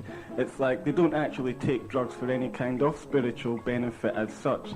Like in Scotland, right, like the people I grew up with, they wanted the heaviest drugs, right, the ones that just left them staring at the ceiling, right, they weren't going to do anything creative, If a drug was cut with elephant tranquilizer, they wanted it, so it's like, and that's like, people, so like, say with African people, is it like, though they're also, because we're susceptible to the highs, but we're also more susceptible to the deeper lows, like the troughs.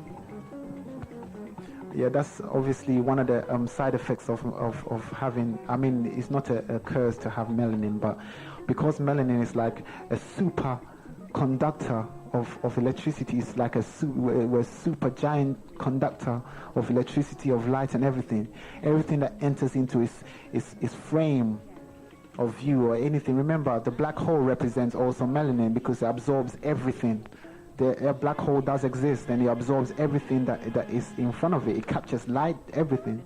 So we having this ability to receive everything that has any form of energies, we're therefore receptive to the side effects of it also.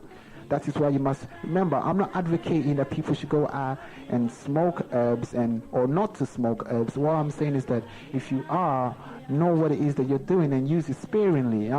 Come on, I'm a black man and I smoke too, yes, but you must learn to use it sparingly. Constantly, daily polluting yourself is not good, because when it comes to the nasty lows and the nasty lows, you might never come back up again.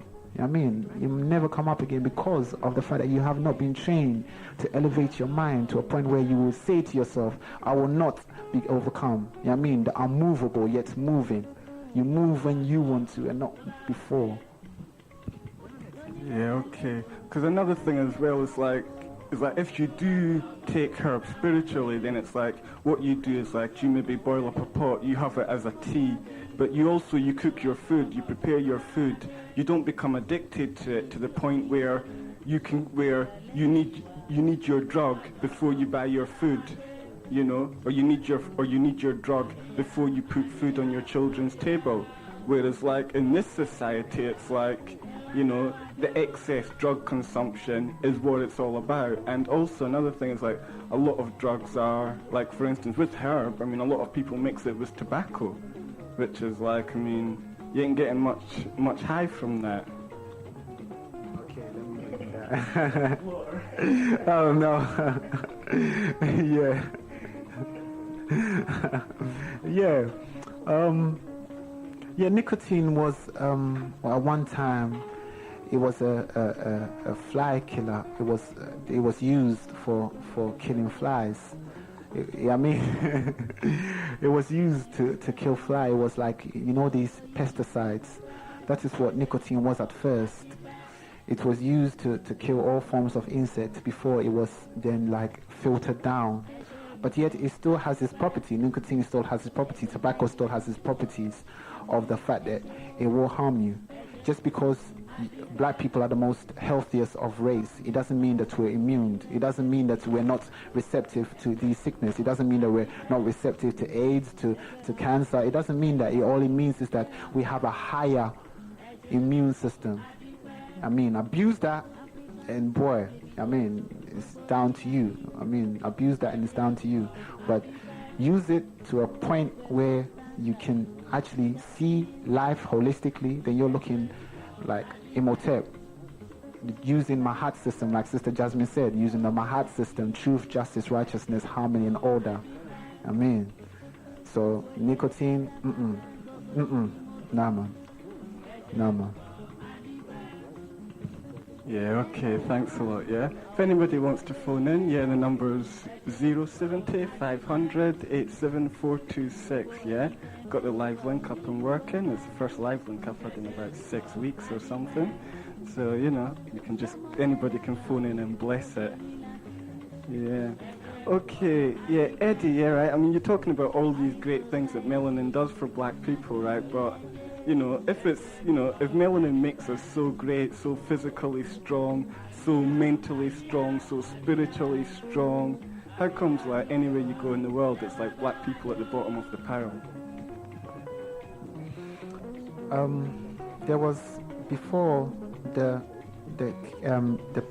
Persian invasion of Great Hall of Alexandria, at the point when Plato started utilizing the books of Alexandria, the books of our people, they realized one thing, and that we are the most powerful.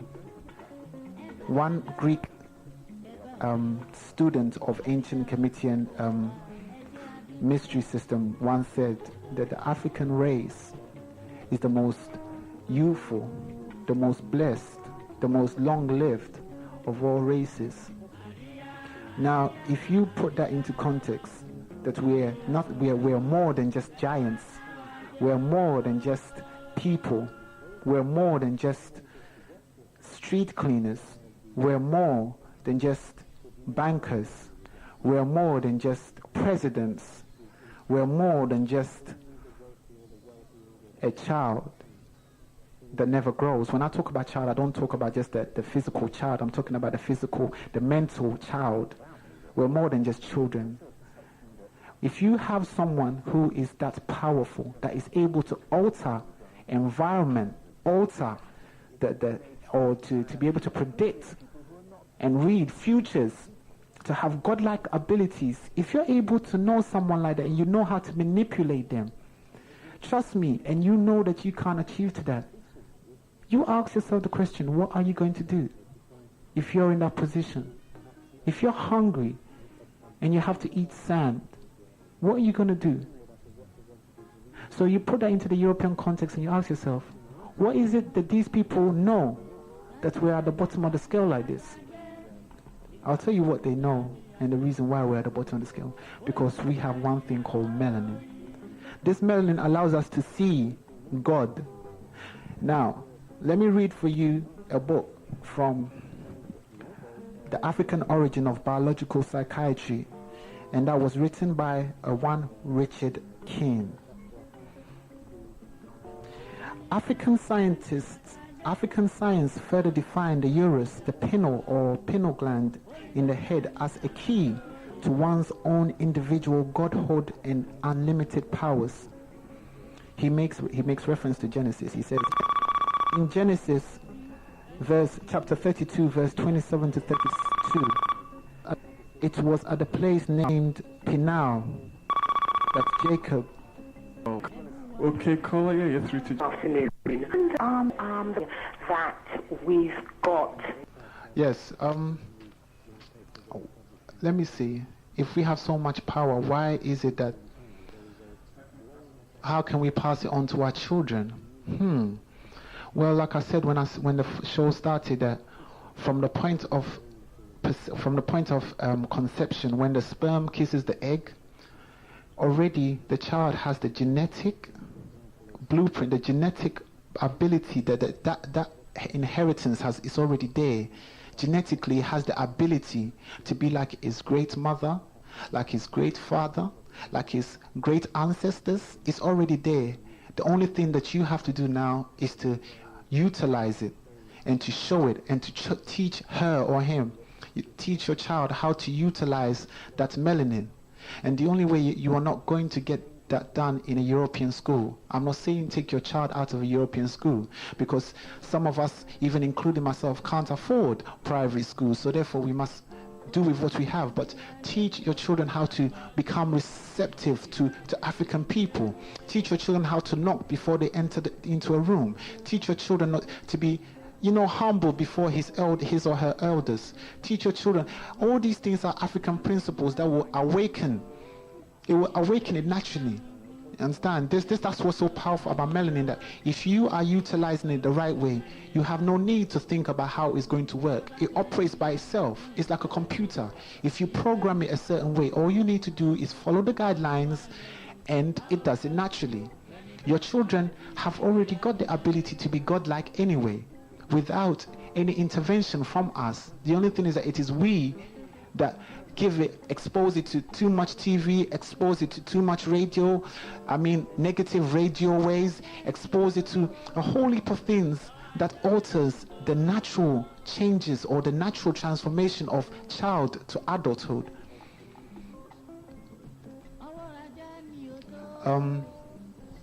Like I was saying in the book from Richard King, it says that African science further defined the pineal gland as the brain, or as the key to one's own individual godhood and limited powers. He makes reference to Genesis. He says, in Genesis, it was at a place named Pinal, the pineal gland, that Jacob, a mental slave, dwelling in ignorance, symbolic of the undeveloped unconscious mind, met the angel of God, mastership, infinite knowledge. During the wrestling bout which ensued, he ascended from his former state of lower consciousness and was transformed into Israel, the higher self. It was at the pinnacle that Jacob saw God face to face, and his life was renewed. And Jacob called the name of the place Peniel, for I have seen God face to face, and my life is preserved. Heaven, in African ancient systems, heaven was believed to be in the head. Thus, a higher level of consciousness was to be attained by utilizing the pineal gland to unlock the unconscious, effecting a harmonic relationship between self and environment, darkness and light. So, what can I say? What can I say to that? Sister, all I can say is that at the end of the day, you have to, I'm not saying that you don't recognize your African essence. All I'm saying is that at the end of the day, you have to realize that it's all about the psychological effect. That is why children are taught, black children are taught in white schools. That's why they're making a law for children to do this, to have to be them in school, because this is all about mind control. It's been about mind control from the time Plato started studying our laws, our mystery system. Is all about, because he realized that if you objectify something, you can study it, and if you can study it, you can make it lesser than you. So therefore you split. You don't make it part of you, because it's an object. It's not part of you. It's something that can be studied. All you have to do is teach your child to connect the left side of the brain to the right side of the brain. Okay, what are the other, say, practical day-to-day steps that adults can do for their children? Between the ages of 0, from time that the baby comes out, even in the mother's womb, it's already got an idea of what the environment is, whether it's a hostile one or whether it's a peaceful one. It's already got that. What it is that as the child is growing up, you must show it love. You must kiss your husband in front of the child so that they see that there is that bond between a man and a woman. You must show that child love. You know what I mean? You must caress that child. There are times, I'm not saying that children can't watch cartoons. I watch cartoons, see? You know what I mean? Children love cartoons, you know what I mean? Children love Sesame Street. The reason why is because it's active. It interacts with melanin, because melanin likes something that's fast and they can interact with. You know what I mean? So day to daily, I mean, like yesterday, Daddy Cooley's show, when he was talking about the education of the child. I mean, interacting with the child, teaching your child, cultivating your child the African way. You know what I mean? Involving yourself in African functions. I mean, letting your child be exposed to African music. That's the most important factor. Because these are rhythm from the soul. Blues, jazz, they're all rhythm from the soul. Conscious, spiritual black music. Let the children listen to that and let them realize where they're from. You know what I mean? Let them realize where they're from, because this is all about reality. Like Bob Marley said, don't let the children cry. You know what I mean? Just show that children love. Let that child see man and woman interacting. European people don't like kissing in front of their child. Oh, that's no, you know what I mean? That's them. We're different. You know what I mean? You must, you know what I mean? No, I'm not saying that you must have, you know what I mean, some kind of orgy in front of the child, you know what I mean? But more like, you know what I mean, just simple hugs and kisses in front of you so that they can see that you two love each other. You know what I mean? That's what it's all about. And that's the first steps. I mean, we go into spiritual aspects of teaching your children how to use the mental side of his brain power. But that's just upwards there. That's just, but for the basic stuff, the basic primary instinct of respecting and being humble towards its parents, towards adults of any black nation. Well, okay, taking it from a next person's angle then though, right? When a black child or a black person steps up in life, right, a white person is going to feel diminished, yeah? Is that the case? But white people see black man and they start to shiver anyway.